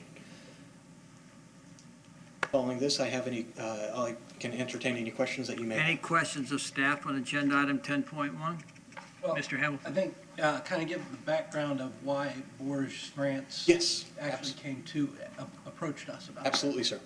In Bourges, which is a city that is about 2 hours south of Paris, was founded the Monin Syrup Corporation in 1912. They were looking for a new headquarters that would service the North and South American continents. They came here to Clearwater, which was accessible to land, air, and sea distribution. The CEO of the corporation right now said, and the beach access didn't hurt anything either. It was established in 1996, currently employs hundreds of employees and serves over 75,000 restaurants here in North America. This resolution is approved unanimously by our Sister Cities Advisory Board as well as the Clearwater Sister Cities, Inc. Citizens Volunteer Board and is heavily backed by the City of Bourges, France, as well as the Monin Syrup Corporation. Very good. Any other questions? Mr. Kunda. How many, you said employs hundreds of people. How many here in Clearwater does it employ? Here in the city residents themselves? No, how many employees of the... Oh, no, hundreds in here that work at the American plant, yes. So worldwide, many more than that. Any other questions, council? Anybody from the public to speak to agenda item 10.1? I would move approval of agenda item 10.1. Second. Motion's been made and seconded to approve agenda item 10.1. Comments, council? Mr. Hamilton. Yes, sir. We had, as Chris alluded to, we had a meeting today of the Sister Cities Advisory Board, and I was instructed to pass along the message that we enthusiastically approve and recommend this resolution. Okay. Where's your little thing? Any other comments, council? No. Motion's been made and seconded. All in favor say aye. Aye. Opposed, no. Motion carries unanimously. Ms. Aiken. Thank you. Resolution number 19-35, a resolution of the City of Clearwater, Florida, establishing a sister cities relationship with Bourges, France, providing an effective date. I'll move to approve agenda item 10.2. Adopt resolution. Resolution. Oh, Motion's Motion to adopt Second. resolution 19-35. Motion's been made and seconded to adopt resolution 19-35. Comments, council? All in favor say aye. Aye. Opposed, no. Motion carries unanimously. Agenda item 10.2, Ms. Call. Amend the Clearwater Code of Ordinances, Section 2.082, changing the composition of the Airport Advisory Board to allow ex officio members and pass ordinance 9350-19 on first reading. Council members, as discussed at the work session, the code change is just to allow an ex officio member when technical expertise is not available locally. It is permissive and not required. Any questions of staff? Anybody from the public to speak to agenda item 10.2? Move approval of agenda item 10.2. Second. Motion's been made and seconded to approve agenda item 10.2. Comments, council? All in favor say aye. aye. Opposed, no.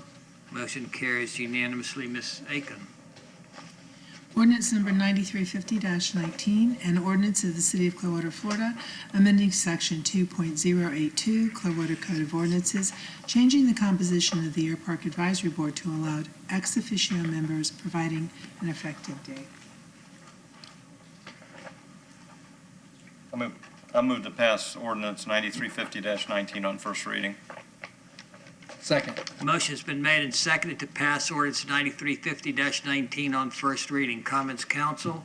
All in favor say aye. Aye. Opposed, no. Motion carries unanimously. Agenda item 10.3, Ms. Call.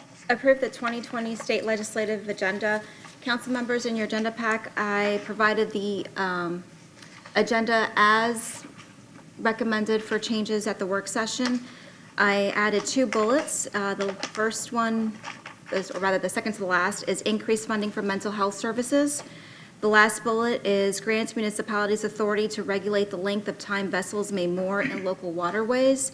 And then under issues to oppose, I changed the 4th bullet to oppose weakening existing laws related to oil drilling. Are there any questions? It's not a question as much as and I'm trying not to be overly tweaking of it, but should it say legislation that weakens existing laws related to offshore oil drilling? Because to just say weaken, it doesn't, it doesn't flow from the first sentence. So. Okay. Grammatically, Easy. Just grammatically. It was just, A scrivener's error. in the same you probably with would have fixed imposed. that before I you would have said fixed it, anyways. yes. And I think the last one, imposed consolidation, other including imposed, does that need to be? No, I think that one's fine. We're opposing legislation that Okay. Okay. but if I change the tense, obviously, I will correct the Okay. tense to everything else, so that's. Anybody from the public to speak to agenda item 10.3? Motion? Move approval of agenda item 10.3. Second. Motion's been made and seconded to approve agenda item 10.3. Comments, council? All in favor say aye. Aye. Opposed, no. Motion carries unanimously. Agenda item 10.4, Ms. Aiken? Yes, sir. This item is the report out of the Charter Review Committee. Mr. Menino, who is chairman, will be doing that report out. I would like to point out that if you look in the audience, that you will see, I believe, 10 of the Charter Review Committee members here. This has been an extremely committed, active, busy group. This is my 7th Charter Review Committee, so I know whereof I speak. They have just been amazing to work with. We have enjoyed working with them, and now to the report. Thank you. And on that note, I am going to request, if you do not mind, if it is appropriate for them to join me up here. They have worked hard and been committed since February, so I think they deserve to stand up here with me if you guys don't mind. Come on, come on. My only request is that they didn't outdress me, but apparently some didn't listen to that memo, so I apologize for that. Yeah. Thank you, Mayor, Council, staff. Thank you for your commitment to serve our great city. It is greatly appreciated. Would like to start out by commending the council on appointing such a great membership to this committee. Besides the obvious brains and beauty, you did an amazing job as it's a diverse group of varying educational backgrounds, life experiences, cultures, age, and geographic locations as they represented the entirety of our city, and I think that was very important to mention. Though we did have differences throughout the process, it was very enjoyable, but we did share 2 key ingredients, and that was this group had ridiculous passion for the betterment of our community, and they have an extreme amount of compassion for all the citizens in our community that call this great town home. So I wanted to make sure we mention that. On behalf of the committee and myself, we definitely want to give a sincere thank you to Pam, to Rosemarie, to Nicole, and Ian is probably out working sound somewhere. But please know that your guidance, your constant patience that was much needed at time, the sense of humor obviously was needed throughout that process, but your consistent support throughout the entire process is greatly appreciated by all. So I know on behalf of this committee, thank you guys so much. Out of respect to the committee members, and we had a particular choice of wording that we wanted to present on this summary, I want to make sure that the summary report is accurately and genuinely reflected. So if you don't mind, I'm going to read from it. That way I do not leave anything out, forget anything, or make anybody upset, because we would not want to do this on such a great evening. So the Charter Review Committee is composed of 13 citizen volunteers appointed by City Council. The committee has met on the 2nd and 4th Wednesday since February 11th, 2019, and has reviewed every section of the current charter, including 2 issues City Council requested the committee to pay particular attention to. The committee spent 8 meetings reviewing and discussing districting and voting systems, which included 2 presentations from Dr. Scott Payne of the Florida League of Cities and demographic information from city staff. A public meeting was held on July 10th, at which the public was invited to provide input regarding the city's form of representation and election and alternatives. After much deliberation and discussion, the committee decided not to amend the city's current form of representation. This was not a unanimous decision. The committee could not come to an agreement on district representation. The committee also spent considerable time discussing council member salaries. There was consensus not to recommend increasing the salaries based on the current duties outlined in our existing charter. The following is a summary of the committee's recommendations. Article 2, Legislative Power, Section 2.01.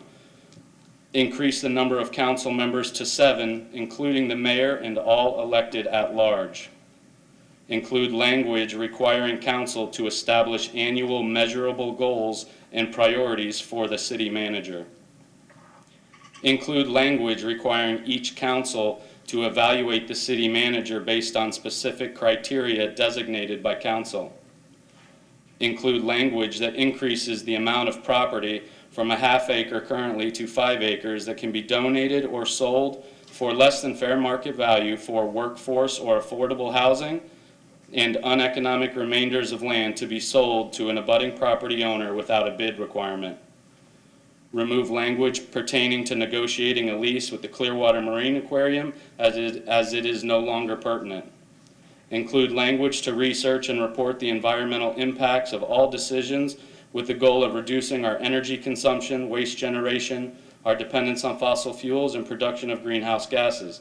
The intent is to include such a statement in agenda items. Section 2.06, increase the time frame present and former council members may hold any compensated appointed city office or employment to 2 years after the expiration of the term for which the council member was elected, to be consistent with state laws.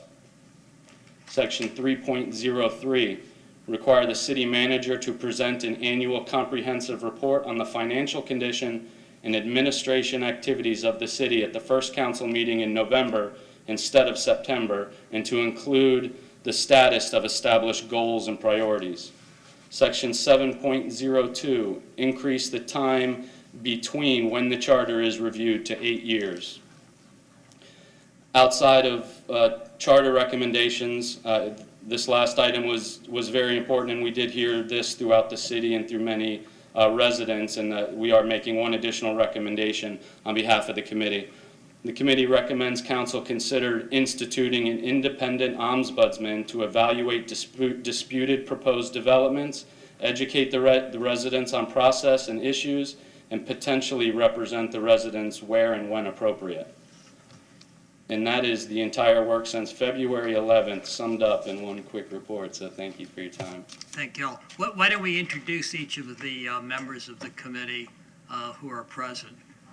Just, you need to come up, though, because otherwise your voice isn't going to be heard. You want to be careful giving this one a microphone, because I think we might be pushed for time, right? But she always carries candy, so only name, only name, only name. Go ahead and introduce yourself. I'm Kathleen Agnew, and I live in the countryside area. Am I supposed to say something else? That's it? Nope. Okay, that's it. Okay, cool. We'll give you the hook. Kelly, Sunset Point and Highland area. Mike Anderson, Island Estates. Marilyn Kagan, Coachman area. Bruce Rector, I live at Clearwater Point. Marita Lynch, Live Oak neighborhood. David Lillison from downtown Clearwater. Good evening, I'm Sean Schrader. I'm from the Brook Hill Neighborhood Association. My name is Mike Reardon. I live in Hillcrest. Great. Thank you very much. We appreciate all the work that y'all have done and the hours that y'all put in. Thank you. Ms. Aiken. I know that a number of the members did want to make comments. Are you going to allow public comments on this? Well, give us some guidance, because Okay. they spoke as a committee. They did. And that was the recommendation of the committee. Are you saying that each one of them are filing a minority report in effect? Well, we did talk about that, and no, they are not filing a minority report, but this is an agenda item, and they may speak on that item if you guys agree to allow them to do that. And I can tell you there are opinions on this. They just gave us how many months? They all laughed. Yeah, we understand that they're opinions, but if they're just going to, do you want them to just give general opinions? I mean, I apologize, I come from a different environment, okay? And it is very controlled in terms of you file a minority report if you disagree with the committee report.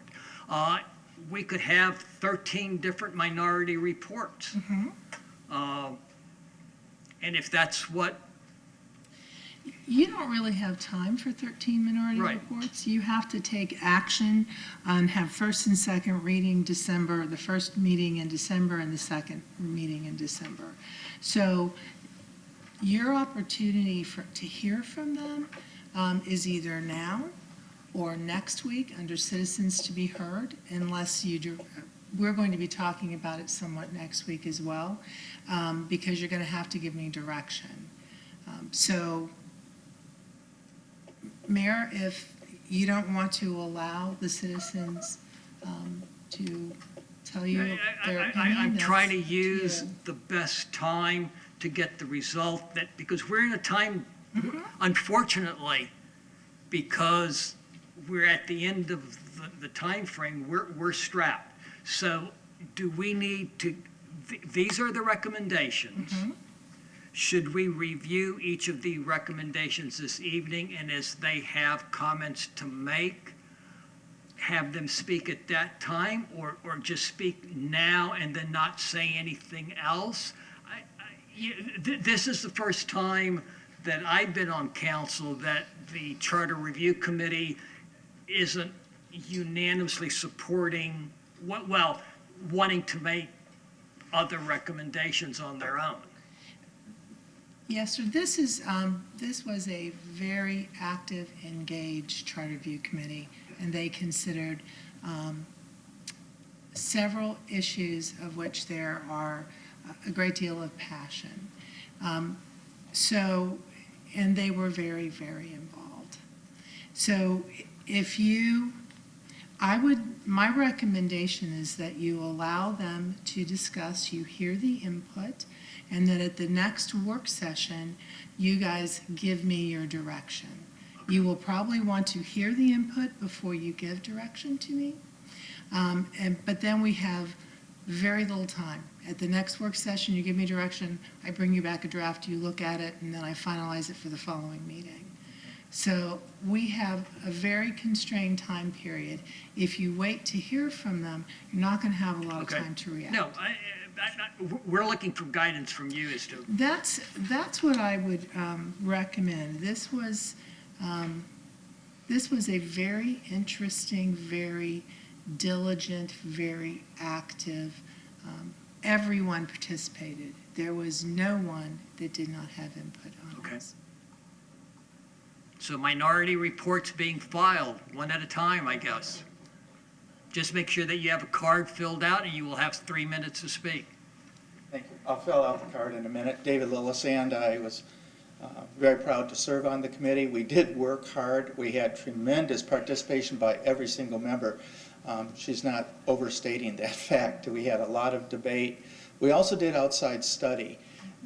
And I appreciate Ms. Aiken kind of advocating for the opportunity for us to speak at this point in time, but I also recognize the mayor's point, and I was the one, I think, that brought up the question of whether there could be a minority report, and I think she's responding primarily to what I had originally suggested, and I'd like to offer an alternative, which is that instead of discussing tonight, because other people may not be prepared, that those of us that have some comments about what we did, whether we were on the pro or the anti side of any issue, submit those comments to you in writing within the next 3-4 days so that you'll have them before you actually have to consider whether adopt or not adopt the recommendations, if that's okay.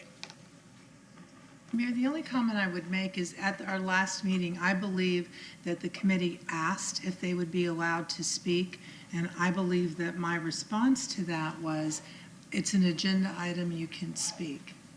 Right. And if the committee wants to indicate that that they understood they would be able to speak, I would, and we see nodding heads. Let me just comment on your statement, which is that was the question I asked, and yes, that was the answer you gave. And so I was probably the one person that brought up the issue of wanting to offer some comments about some of the recommendations. So I'm okay in pulling back from that position and just stating that I'll send you something in writing for your consideration to accomplish the same mission. I'd be happy to appear at the next meeting. I'm sure other committee members would too, if there are any questions that arise from all of that. But I don't want to put you in the position of putting these people without preparation in advance. What the city attorney recommended is that you have your 3 minutes to speak on the issue that you want to talk on. And that's what we're here. If you want me to go ahead. We've got a time frame Okay. that at our next meeting, we've got to approve the language. And if we make any changes to that language, it's not going to get on the ballot in time, I understand. okay? All right. So I'm going to keep my comment very, very brief and address only one issue. We had a substantial amount of time devoted to in meetings with professionals on the issue of governance in cities, whether there be districts, whether there be at large elections, whether we have a larger or a smaller city council. We also did individual research to see what are the reasons for changing what we have, which seems to me to be a system that has worked very, very well for a very long period of time. We also looked at the composition of the city council since the beginning of the city in the early 1900s. And we saw how the number of people on city council varied, sometimes 8, sometimes 7, sometimes 5. And we were concerned about looking beyond that to what's the rationale for changing what we have. To me, it looks like if it's working, don't mess with it. So in looking at the rationale, the proposal to move towards districts, creating, and the one that I think had the most support was 641, which was 7 people on the council, the mayor elected at large, 2 additional city council people elected at large, and 4 elected from districts. Creating districts and having districts and doing those sorts of things make a lot of sense if you have a community that has very large minority interests, for example, or others who feel they're not being represented. And they can't compete unless they have X number of citizens per percentage of population. Clearwater is a very medium-sized city. And fortunately, we have a lot of harmony among our various ethnic groups. And no one group has a sufficient number of residents to really dominate or control a district to get a representative on the city council unless we created a city council of 11 people. And that seemed to me unworkable to go from 5 to 11, and in my opinion, personal opinion, unnecessary. I'm sorry. The compromise solution that came out. Your time is up, sir. Sorry. I'll send in comments.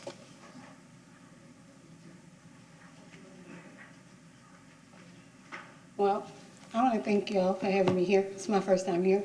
So I've been amazed. Have you filled out a card, ma'am? I will fill one out. Okay. I got one right here. We just need your And name. my name is Leslie Coley. I am a citizen and a business owner here in the beautiful city of Clearwater. So again, my first time here. Very interesting meeting. Seeing a lot, hearing a lot, learning a lot. But I want to talk about this review charter committee only because I heard a couple of things that stood out to me, and that was that this was a committee that supposedly represented the city and that it was diverse. Yet, I didn't see me or anything that represented me among that diversity. So I just, when we start to talk about, and when I heard about where everyone lived, then I also didn't hear the area of the North Greenwood area, which I live in. And like I said, the diversity, as we see, I'm probably the only ethnic person in the room. So I just would say that when we're starting to use those terms, that they don't be just used like the term love. I love you, but it doesn't mean anything. If you're going to use diversity, then I would love to see what diversity looks like, and I would like to see it more representative of me within that group, or those citizens or the city members like me or myself to have a voice in making decisions. Thank you for your time, and I hope to see you guys more often, because I will be here more often. That is encouraging to hear, and to ease your mind, there was an African American on the committee. My name is Mike Reardon. For the most part, the Charter Review Committee was positive for me. I want to compliment Mike Menino. He threw his hat out there to be the chair, and I quickly nominated him. He did a great job. I did recommend that we make a $500 or $600 increase to the salaries. There was a lot of people talking about a full-time salary position for the council, which I was against, but I'm heavily in favor of 7 people. In the 70s, we had about 50,000 people. The charter council members do a lot more now than they did in the past. The issue that really bothered me, though, was districts. We had a meeting at the library. I think some or most of you were there, and overwhelmingly, everybody came up and recommended districts. I made a recommendation for districts with a residency requirement. It was presented by the professional we had that makes it a lot less expensive. We could easily have 18,000 people per district. And I want it to be 6. I don't want it to be the 4-2-1 or anything. Because all you need is a majority vote. And if you have 2 at large and the mayor, You win one district, then you got your 4 votes, and it keeps the status quo. District representation has been proven to work extremely well around the country. It's not unique or rare, but it would allow a lot of people to find out who the council members are. Recently, the DDB was taken over by the Scientologists, and people are coming in my shop going, the city's been taken over by Scientologists. And they're confusing the city council with the DDB, and it's drastically different, as we know. I was disappointed. This woman was just mentioning there wasn't representation. The gentleman who made the motion, former member of, it didn't come back to the Charter Review Committee after he left the chamber, made the motion to kill or vote against the recommendation of districts, and he made the motion to vote for 7 council members and leave it alone and no districts. He said the African American community is only 10% and could never, he said, let's get real, they'll never win a position, even though we recently had a guy named Obama run the country. And I was really disappointed. And I was under the impression he was there as a citizen, but he never came back after he left the chamber. And the chamber is the biggest powerful lobbyist we have downtown. It's the CPAC. It runs, it's that followed by the realtors. That's your 2 biggest lobbyists in this community and this county. So we need districts, and I would like to see this body think about when we have the strong mayor thing. Mayor Creticos mentioned it. We didn't float up an idea to see if the majority of the citizens were in favor of maybe going to a strong mayor. We could float out, I don't know if it'd be a referendum or an idea, get the conversation going, see if the citizens want districts. We don't have to decide on it overnight, but if the citizens want districts and the majority that came to the library recommended districts, I think that strongly needs to be looked at. But overall, it's very positive. Thank you, Mr. Albrighton, for appointing me to it. Adios. And I'm not a Vietnam veteran. I saw it on TV. It was entertaining.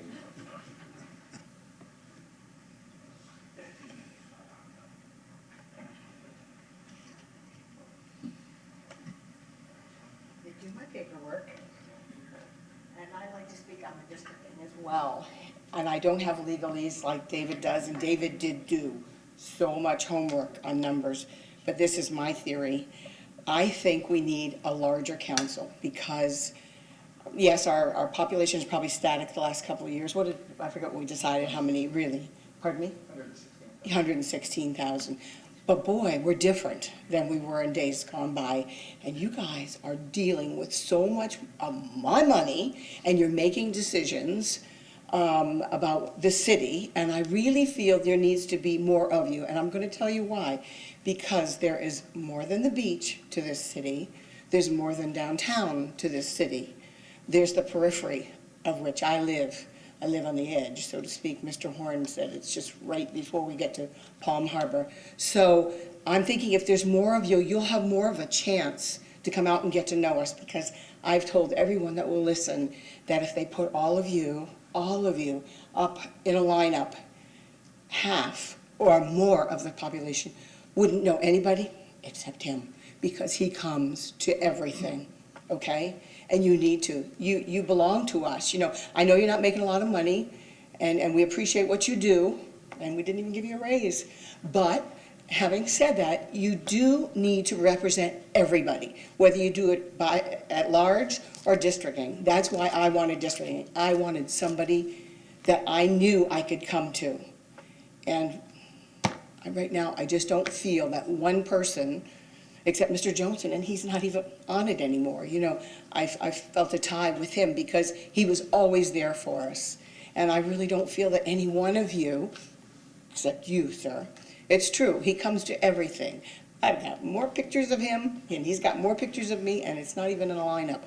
So I really feel that we need more of you to represent all of us. I'm on the Clearwater Neighborhood Coalition, and there's many neighborhoods that I think are probably underserved as far as knowing who you are. You could come to the library and read to the children on some days, maybe they'd get to know you. You could come to, and I sin, I am a sinner. Instead of neighborhood lunch or dinner, whatever it is you normally do, we have a breakfast, which my friend here will tell you. We have over 200 people that come, and you're missing out on votes. That sort of thing. You need to come. I've seen you once in my neighborhood, and I've lived there for a long time. You've come to one of the breakfasts, and I've seen Mr. Cundiff there. but I want to see all of you. I want to know who I go to if I have a problem.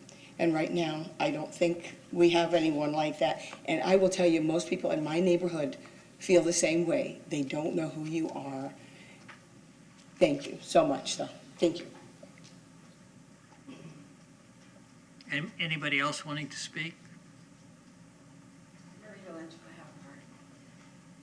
Just one more comment about districting. I was disappointed that we couldn't come to a decision about it because we did have that meeting on July 10th and there was strong public sentiment for districting. And I think it's important that you're aware of that. And obviously now you're being made aware that there was significant dissension among us. I think we should have broken it down into two questions, districting yes or no, and I think we all would have said yes. The hard part came with what's that districting going to look like and will really make a difference in representation of neighborhoods. But I think that you all, now it's in your lap, and to consider districting or not, and to let you know that a lot of us felt very strongly about it, as did the public. Thank you.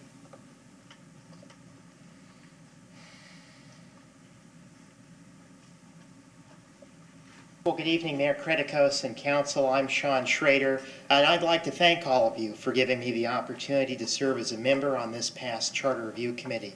I'd like to thank Councilmember Hamilton for initially putting my name as a suggestion, as well as to the entire council for voting on me to be a member.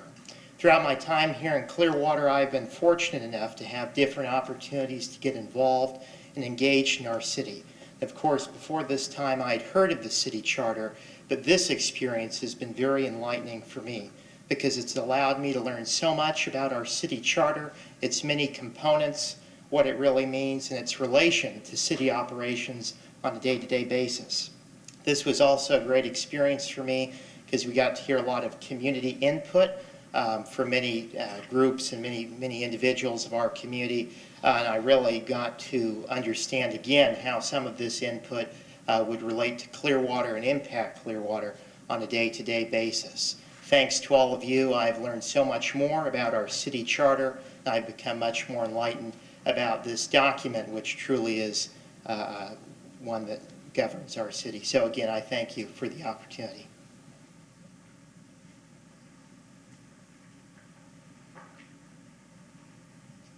I have to fill out a card afterwards. Kelly, I think the majority of us did want districts. I think we got hung up on 6 districts versus the 4-2-1 idea. We listened very carefully at the public forum to what people had to say. And I know a lot of the people at the public forum were for that 4-2-1 districting where there was 4 at-large, 2 districts, and or 4 districts, 2 at-large and 1 mayor at-large, yes. So we got hung up on that. But I think the majority of us did want districts. The one minority member, as someone mentioned, took that off the table. Not quite sure the reason why. He ended up losing his job, unfortunately. I thought personally that to encourage more people to get on the council that wouldn't have the opportunity, I personally thought it was salary, because the only people that can that can make the meetings, the committees during the daytime are retired people, business owners that own their own business, or maybe independently wealthy. The average working person can't make all those meetings, so I thought by raising salaries, maybe that would give them the opportunity to do so. But that was declined, so I do hope you make a decision to encourage more people. You need diversity on the council.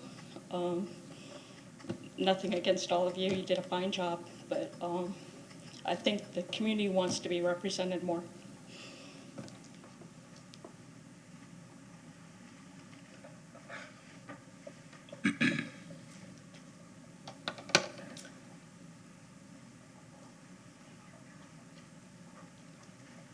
I'm Kathleen Beckman.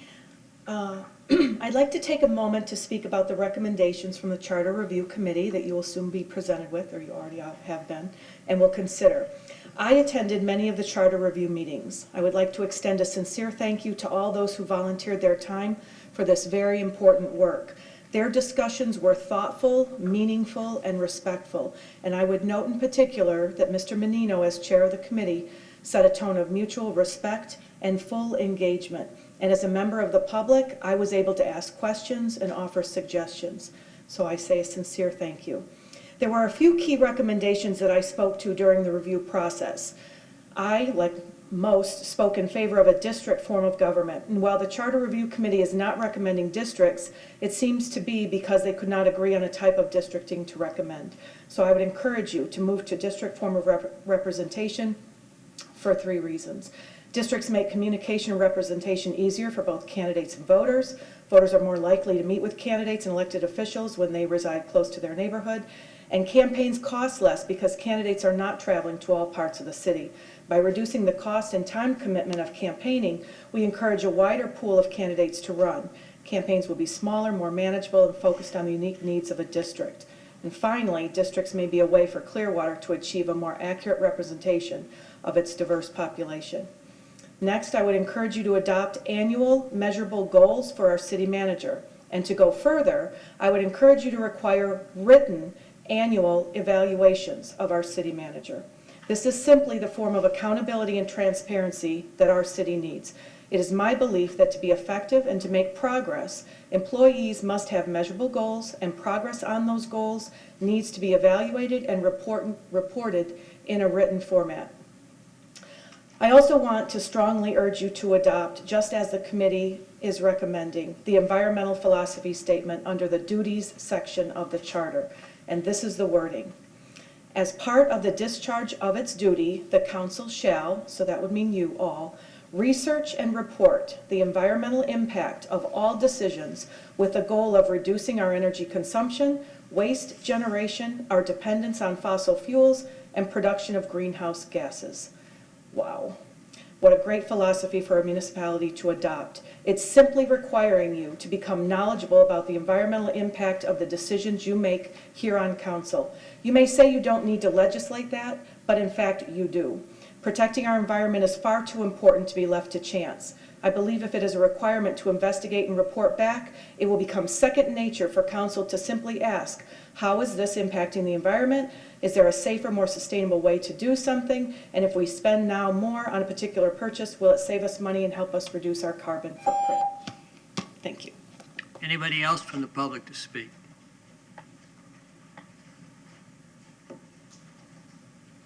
Hi, I'm Mark Bunker.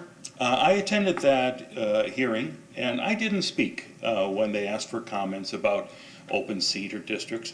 I didn't because I knew that I would be voting opposite of what Kathleen Beckman was voting, and I agreed with Kathleen.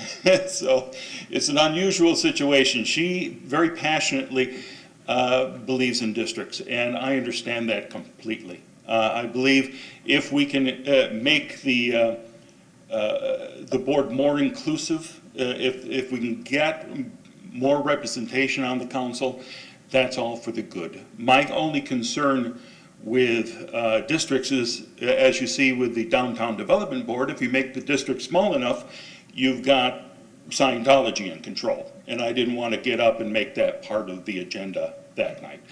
I do really support districts. And I think the voice of the people should be heard. Thank you. Anybody else wishing to speak?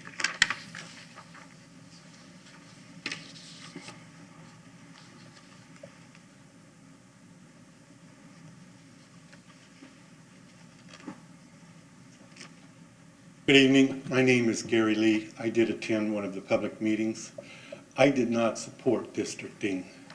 The reason I did not support districting at that particular meeting, when I looked at the last 3 elections, council members, some of the council members ran unchallenged. In the last election, one of the challengers for the council said, I'm just running because I don't want this council member to run unopposed. So if we have at-large council people and we can't find enough candidates to fill the spots other than just one, how will districting enforce what our real goal is. If our real goal is to find diversity, then we need to look at a plan that will allow us to include diversity. I suggested one and sent an email to you folks. And I think those are there, and you just have to think about it a little bit longer on that particular subject. My suggestion was increase the council size to 7 and have the council, much like they do the citizens of Clearwater, have people volunteer for an appointee spot for 2 to 4 years, something like that. That way you could appoint the diversity that you're really looking for, and you don't impose the financial burden of running for an office. So I don't think districting will work, and then trying to find the rules that define that particular district and how to cut the city up into that particular district that would represent a particular minority, and then review that. It just adds so much more complexity to our city council. I think you folks do a fine job. I think that you do a lot of diligent research. I'm impressed with all of you, and the forum that we have now has worked pretty well for a long time. Finances are always going to play into the part of running for an office, like one of the other speakers mentioned. And I think that's the biggest detriment to running for a councilman. Thank you, Gary Lee. Thank you. Okay, we will close public comment. Ms. Aiken, what do you want us to do next? What I would like you to do is at the work session, at the next work session, be prepared to give me direction on the recommended On items. each of these items? Yes, sir. Okay. One of your attachments is what the charter would look like with the proposed amendments. So you can also look at that and see how it would read in context with the charter. Okay. So at the next meeting, I'd like you to be prepared to give me direction on what ordinances you want for charter amendments. So you tell me what you want drafted, I'll do them as quickly as possible, give you an opportunity to wordsmith, because you always do, and then bring it back for first reading in December, second reading in the second meeting in December. Council, any questions? One question, Mr. clarification. Thank you, Mayor. There was, because I was held to this one charter piece, isn't there already a charter that piece that says you cannot be compensated or work for a private entity and lobby council members for 2 years? Isn't that already in our charter? 1 year. Oh, it's 1 year. Yes. So now it will be 2 years, which is consistent with state law. State law is 2. I think you guys held me to the gag order for 2 years. Well, actually, what I believe we held you to is what the state law requires. So Oh. we're trying to become consistent with Oh, state so what you law. held me to for 2 years wasn't actually accurate in the city? No, It it was is. state law. No, state law preempts. That's why we're changing this, so that we Oh, are. okay, we're just changing our charter to Yes. align with, I So see. that we're not in conflict with the state. Well, now what, but I'm reading this differently. Okay. Increase the time frame present or former council members may hold compensated appointed city office or employment. He was also talking about the lobbying provision. Right. Yeah. Which is an ordinance. But that's different than what this is. It is different than Yeah. this provision. Now This that is- you read that, the clarification is clear. This is geared at me. Yeah. I can't come to work for the city for 2 years. Yeah. And you too now. Yeah. Yeah, okay. That's right. I was going to be a photographer or something. So it's clear, that's actually an expansion yeah. of the, a little bit. Okay. It's in line with state law, that's So, good. so let's take I apologize, but we ought to take a recess, and then we'll come back to the last discussion item on our agenda. So we're finished with this. Unless there's any other question, you want to tell us something else? I'm fine with this. Okay. And our next. And again, to the committee, thank y'all for all your efforts. We're going to agree on some things, and we're going to disagree on some things. What we're going to have to keep in mind is that the charter of the city of Clearwater is like the Constitution of the United States. keep that in mind, because that's real. And the other thing that we have to keep in mind is that all of these things get on the ballot. And some people get confused when they have lots of things on the ballot. And we need to, keep that in mind. We will recess until 8:15.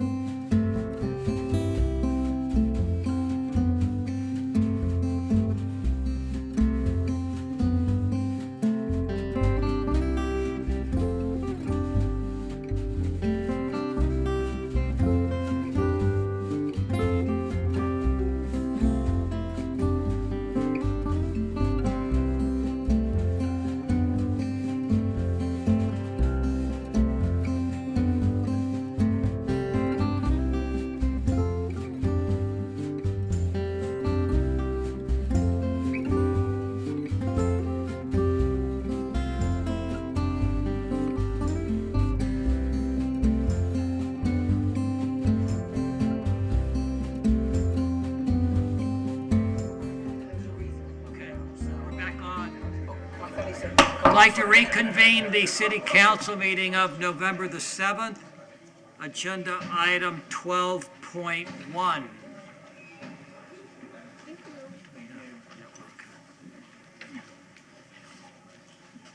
Good evening, Mayor and council members. Tonight's discussion is in regards to the pay for the city attorney and city manager positions. The performance evaluation discussions for those two positions took place at the city council meeting on October 3rd, 2019. It is normal practice that at subsequent meetings, the discussion of the pay for those two positions will be had. Tonight is that discussion. As discussed during our one-on-ones with each of the council members and at the work session, we have completed a standard analysis that's performed every year in regards to the comparison of the salaries, the actual salaries for the city manager and city attorney positions. We provided traditional jurisdiction matches that include both county and city matches. I'll be happy to go through that spreadsheet with you all again if you would like me to, or I can just answer any additional questions you may have. Council, you're all comfortable with just having a discussion? Yep. Okay. Ms. Aiken has, Left the room. has she left the room? Okay. And we don't know if Mr. Horn's watching this online. Yeah, well, Ms. Aiken, yeah, it doesn't really matter. It doesn't. Yeah. So we're just going to talk. Sure, I Okay. understand. Anybody I'll be here want to answer any questions. Anybody want to go first? Or do y'all want me to go first? Mr. Aldred? I'll go ahead and break the ice. Okay. Yeah, I went over with our one-on-ones. Are we doing one at a time? We Yeah, doing city let's- manager first or Yes. city attorney? Let's do one at a time. Okay, so we'll just, Bye. Did you want me here or not, sir? You can say if you Traditionally, want. I we mean- step out, but it's up to you. If you're comfortable being here, I'm comfortable with you being here. Maybe a legal question. I don't know that any of us are going to say something you haven't heard anyway. I'm All right. sure you won't. I'll be happy to stay. so I'm gonna talk about the city attorney. Okay. As you know, we had comments a meeting or so ago. I did a written comment. I've always been happy with what Pam Aiken does for the city and all the groups. I was on a charter review back in 2015 and just saw the hours and hours that she spent on that and the hours that she spent on this charter review. And all the other things that we ask her to do, that she's in and out at night after hours. So I gave her a good review, and the only thing with these lists that we got with, let's just take population of cities. You've given us 8 or 9 cities. I think one was way out of skew as far as kind of maybe threw everything out of skew on it, but it shows that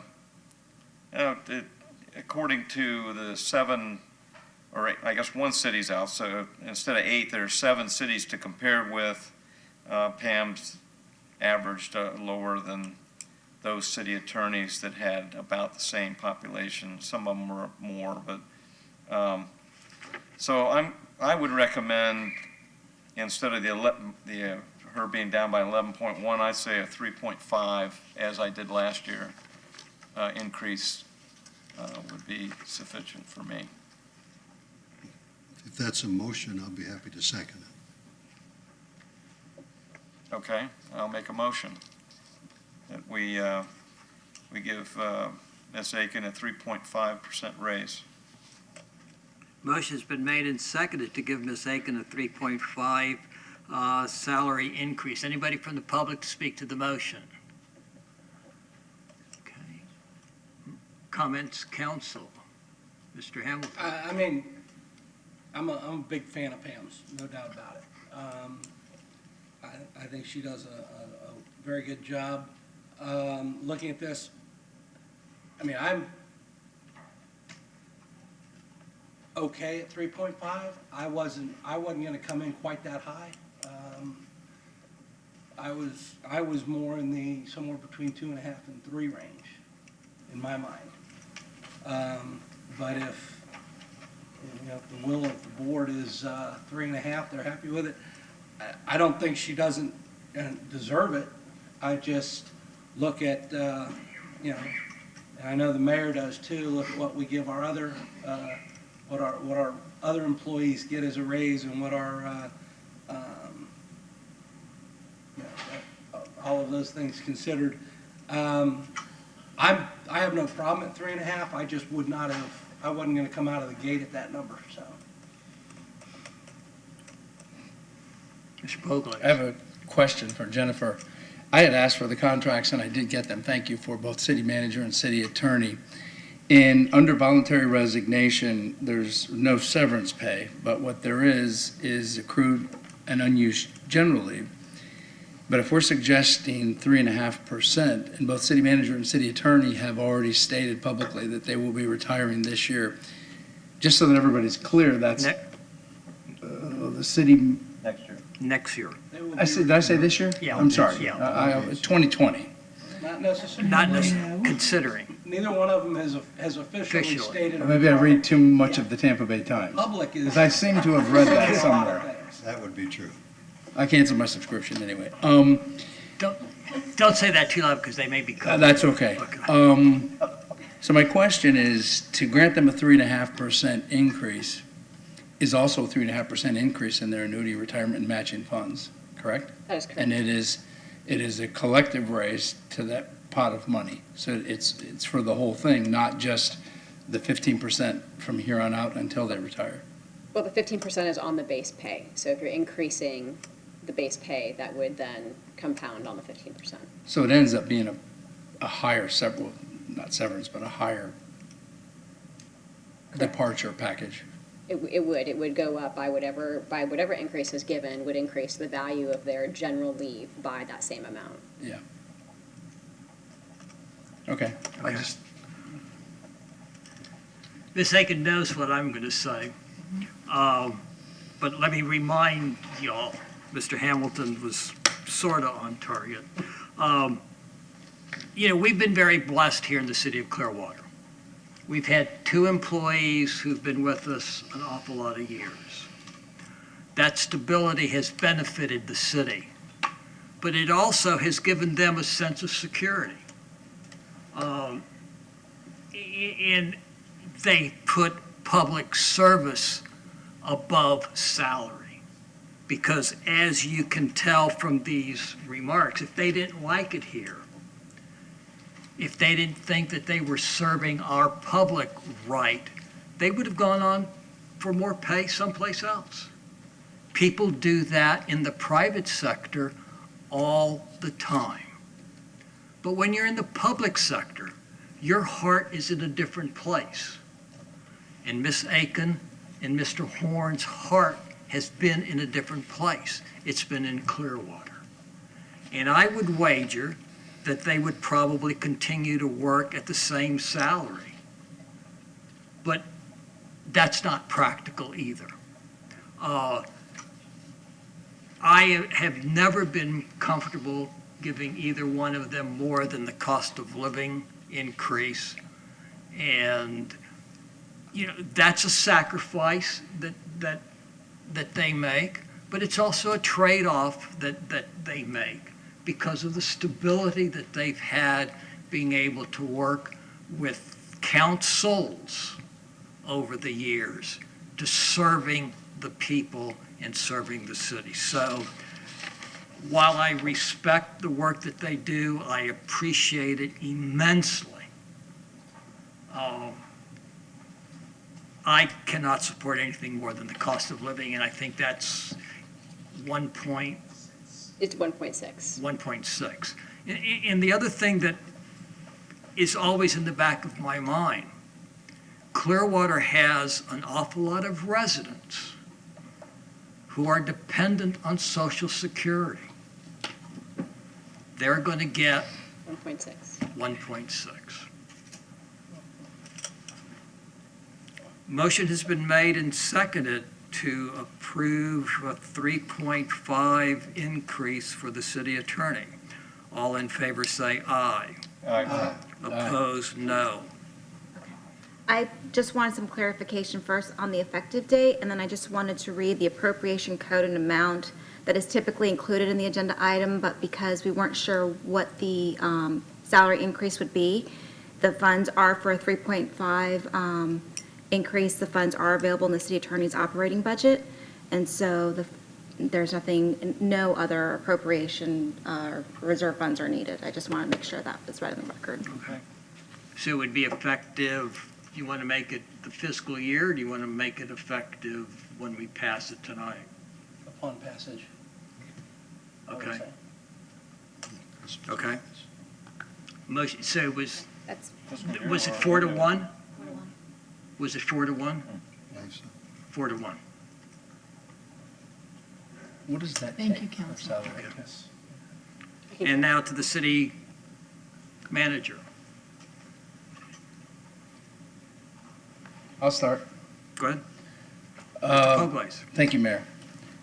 So having just been appointed to city council in December, I don't feel comfortable sort of rating or judging and analyzing a salary discussion based on that collective time. So I'm going to do it just, for me, just based on the last year, 18 months I've been here. And for me, I've had, though we've moved the dial in several arenas, imagine Clearwater and different things have taken place, I've been extremely frustrated this last 9 or 10 months with follow-up, with just responsiveness. And my city manager review is public. I gave it to him in a sealed envelope. So I don't think our city manager will be surprised I'm not recommending any increase based on this last 18 months of collective work that I've been a part of for many different reasons. I'm not going to go into them tonight. You can do a public records request on my city manager evaluation. I did a written evaluation. And especially in light of the question and the information that I received from Jennifer, this actually makes the department package a little bit bigger. So I won't be recommending any increase. And of course, I won't support a 3.5. So let me get a motion. I thought you were going to be making a motion. Let me get a motion on the floor. Mr. Kondo. I didn't get a chance to speak on the previous motion, which I'd like to this time. But I move that we give Mr. Horn a 3.5% increase. Is there a second? I will second it. Motion has been made and seconded to give the city manager a 3.5 increase. Anybody from the public to speak to the motion?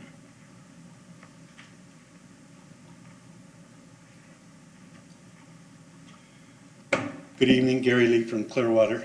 Been a resident for almost 30 years. And I have nothing but good things to say to our council members and to especially our city manager, Mr. Horn. I live on a property that has many different kinds of easements on it. And in the past 20 years that I've lived there, I suppose I've spoken with at least 100 different city employees as they came there to perform their work. In all situations, every single one of them, the employees were polite, they were courteous, they were respectful, and they were helpful. And to me, I would, if Mr. Horn were here, I would say, how did you teach 2,000 people to do that? I'm impressed. And to me, that's also a reflection of the leadership. Employees tend to reflect the leadership to some degree or another. So in regards to the increase for Mr. Horn, I saw that he didn't get an increase last year. All of my experiences with the city and the employees have been very positive.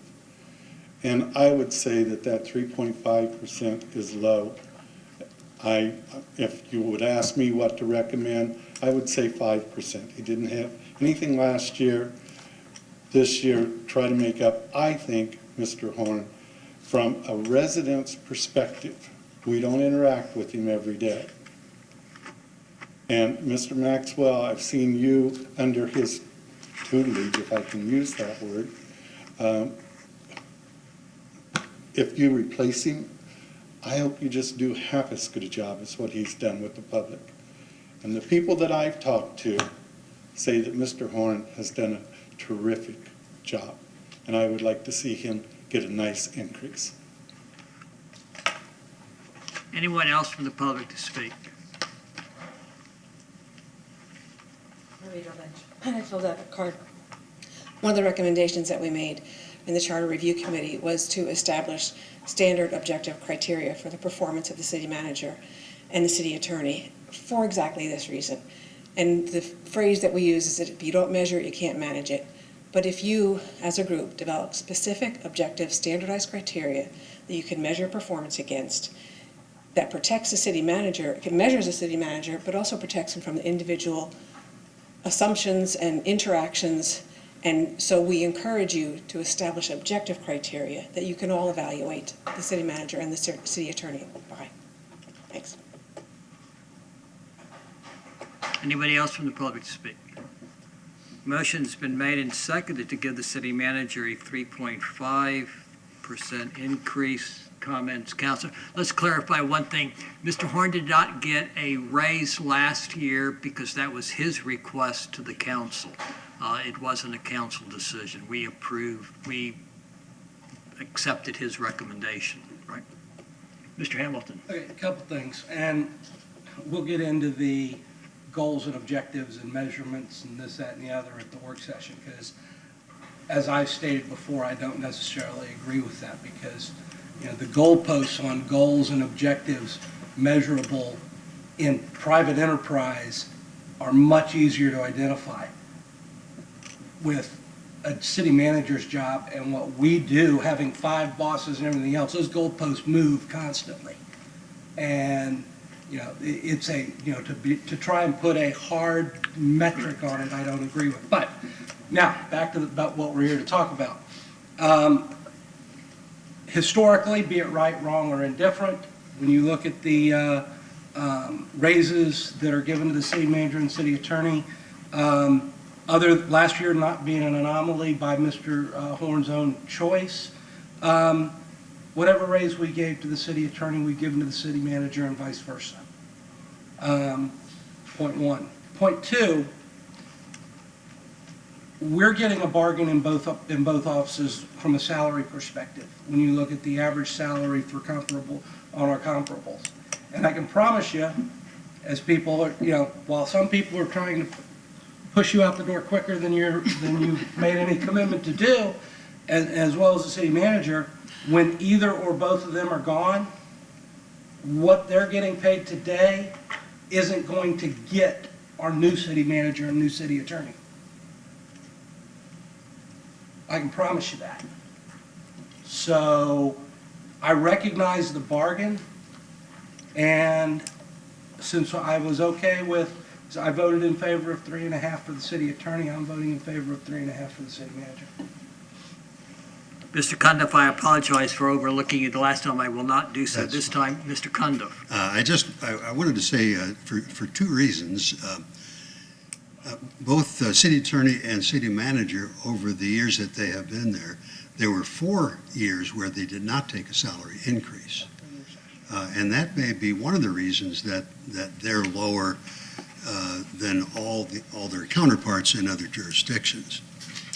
And number 2, the city employees are getting a 3.5% increase, most of them.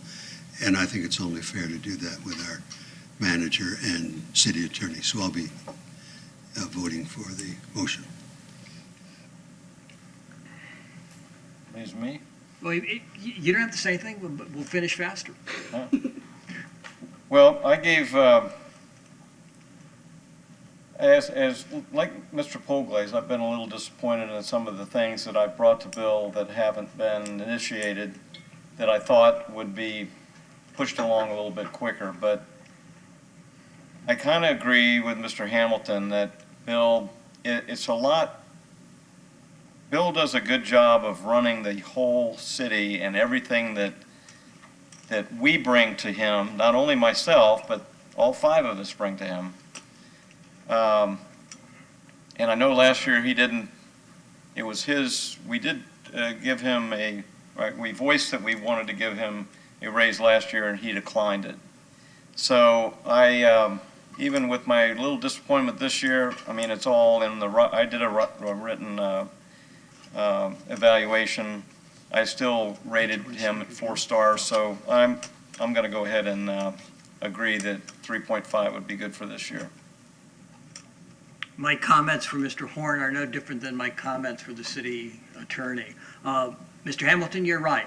The next city attorney, the next city manager are going to cost the city a whole lot more money.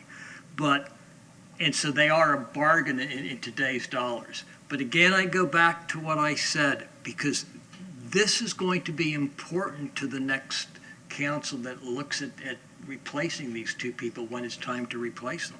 Stability means an awful lot in the city manager business. And to know that you can come to a city and be here for a lot of years if you do your job well, you know, rather than uprooting your family every 2 or 3 years, carries an awful lot of weight. So, and Mr. Cundiff, to your point on the previous years when he did not get a salary increase, that was during the recession years where we were cutting back our expenses, and even our employees were being asked to make some sacrifices, and they, being the true leaders that they are, agreed not to take money. So that was that reasoning. Again, I say, you know, the cost of living increase. And Mr. Lee, you're right. He does a great job with all of our employees.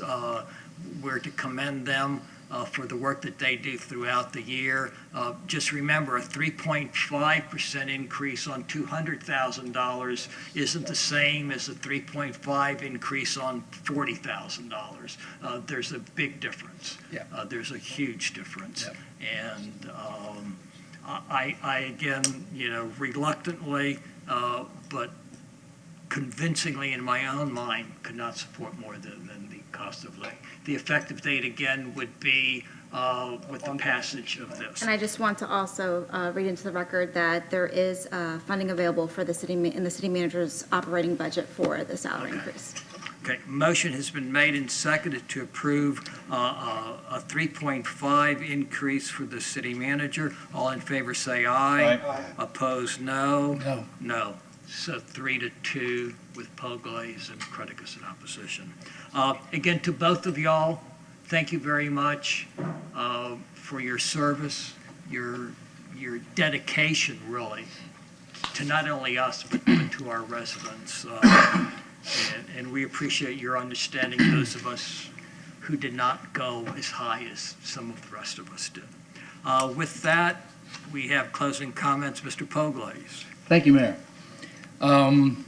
I did have a few closing comments, and in light of some of the most recent media attention that's been given to Clearwater, downtown Clearwater, I wanted to remind the public and say a few things, and the mayor did write something that went to the paper, but I'm personally a stakeholder in this city, and I felt I wanted to say something personally.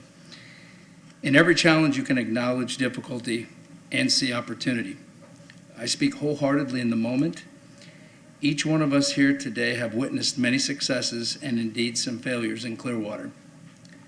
As elected officials, we have an obligation to progress in the face of adversity and provide assurance when there is doubt. That obligation is to the citizens who have trusted us to lead this dynamic community into a more prosperous, safe, and thriving future. Clearwater has transformed throughout the years because of committed stakeholders who believe in the success of our city and community. It is that spirit of perseverance that we need to exercise in order to keep progressing as we take advantage of new opportunities. There have been many questions and uncertainties recently, prompting the need for guidance in this community. I want to assure our residents, business owners, and visitors that the City Council will not throw in the towel. I repeat, will not throw in the towel regarding any present or future obstacles. Imagine Clearwater is a truly remarkable development, However, we must all acknowledge it is not a panacea for this city's revitalization. In light of the recent downtown property sales, my hope is that the new property owners seek to develop publicly accessible projects that benefit and add value to our community. I'd like to remind everyone that today there's approximately 75,000 square feet of retail space, more than 200,000 square feet of office space, numerous key redevelopment sites, and over 100 companies in our downtown community who are transparent and without any direct affiliation to a sole entity other than their own. Respective of these privately owned assets, including county and municipal properties, we seek new development to continue our revitalization efforts of the downtown area. As elected city officials, we must take responsibility over our downtown and all neighborhoods in Clearwater. I urge each one of us to be bold and collective in our approach in building a strong community. It is without a doubt that we need to do a better job of bringing economic development to our city and downtown. Downtown Clearwater has been a difficult puzzle to solve for many decades, with very few victories to count. I've been rethinking that last sentence. We have several victories. We must do better, and we will do better as we grow the vibrant city we all imagine and hope for. Thank you, Mayor. Mr. Conduff. Nothing this evening. Mr. Albritton. You know, I think what Mr. Pogley says kind of hits the nail on the head for me. I was asked directly if I would, give up on this town, and my response was absolutely not. I could still have a vision that we're going to make a vibrant, not only a vibrant downtown, but all of Clearwater with this project. It'll be good for everybody, and we do work hard up here making decisions for all of Clearwater. It's unfortunate that the downtown seems to have the most problems, and we do talk about that the most, but it doesn't mean that that is what is foremost on our mind. We have development on the beach, we have things going on in the 19 corridor. I'm proud of all of Clearwater, and I'm going to fill the rest of my term working really hard to get all of Clearwater vibrant. I want to thank the Charter Review Committee for their hard work. Each one of you, even though you were appointed, volunteered for that spot. And I want to tell you, we have a lot of volunteers, and it never makes it to the paper. But Clearwater is filled with it. And the Downtown Development Board meeting yesterday, we had some residents bring up a idea to light the downtown. And that didn't come from the board. They were telling the board that they were putting it together. And I thought, this isn't the first time we've had just citizens coming that actually make things happen. And that's the value of our city, is we have great people that live here that really love Clearwater and promote it. So I'll work hard for you the next 2 years I'm here to keep that dream alive. Mr. Hamilton. All right, I guess I am going to go here. It's frustrating sometimes. I understand, I hear what people say. Doesn't mean I have to agree with it. They don't have to agree with me. But, we hear about diversity. I don't worry about the diversity up here as much as I worry about the quality of the work we do. I think we're going to be defined by the quality of the work we do, whether we're 5 old white guys or there's 4 women up here or anything else. The city council is going to get judged by the quality of the work we do. And, I get pigeonholed by many, many people that all I worry about is the beach. I don't live on the beach. I live in town. I grew up in town. I know this city. No, I don't make it to every little meeting there is and every breakfast there is. The mayor does a great job, and I respect him for it. Bill Johnson, when he was on the council, made it to a lot of meetings. They're retired, and they have that kind of time. I have a business, a family business. My job requires, I'm required to pay a little bit of attention to that. And I also like my personal time. I like to play golf with my friends. I like to spend time with my wife. I like to travel. This is not a full-time job. I don't get paid full-time money to do this job. But I think I do a damn good job sitting up here, or else the people wouldn't have allowed me to be here for 12 years, and I got 2 more to go.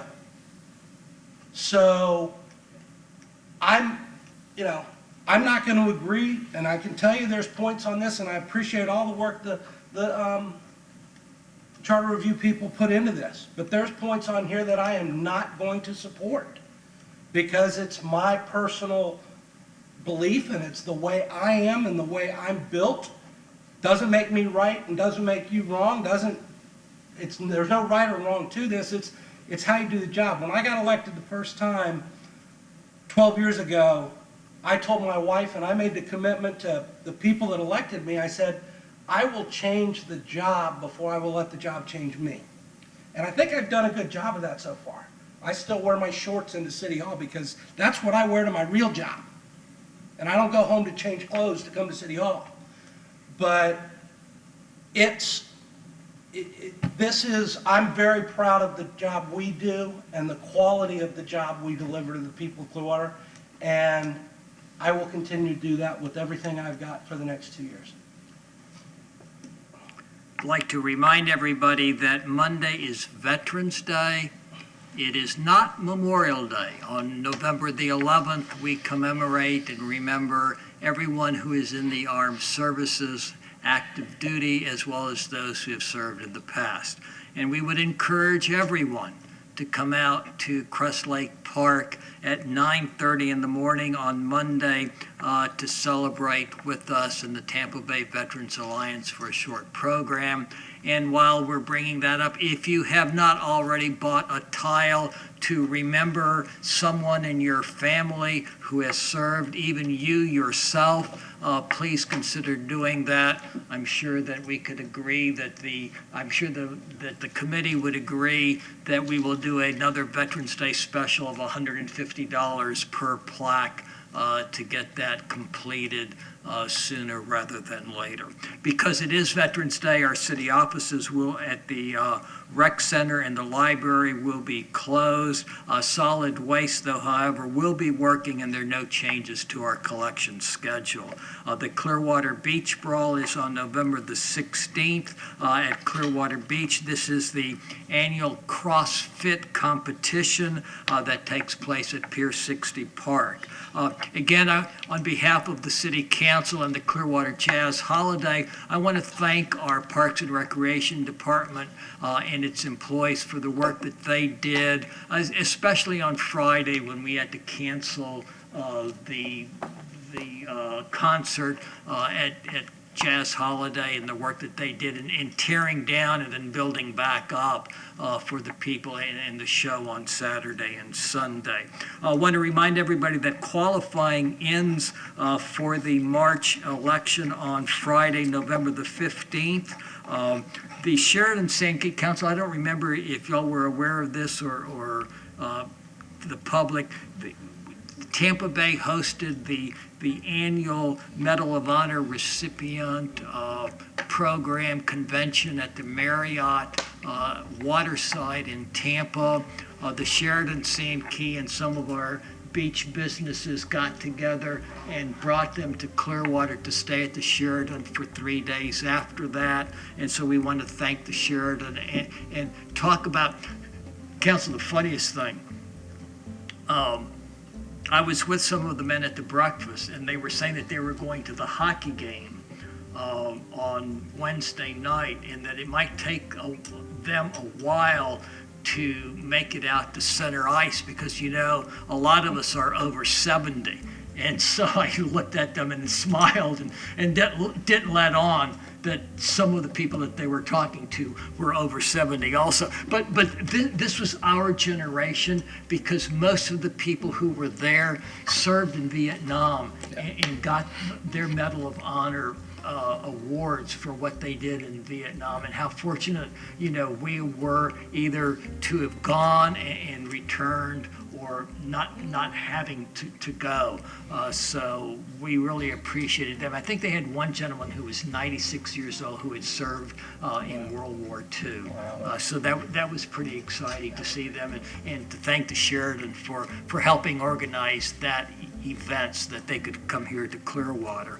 Our next meeting is on Thursday, the 21st, and our work session will be on Monday, the 18th. Thank you again to the Charter Review Committee for the work that they did. Thank you for spending part of your evening with us. We are adjourned.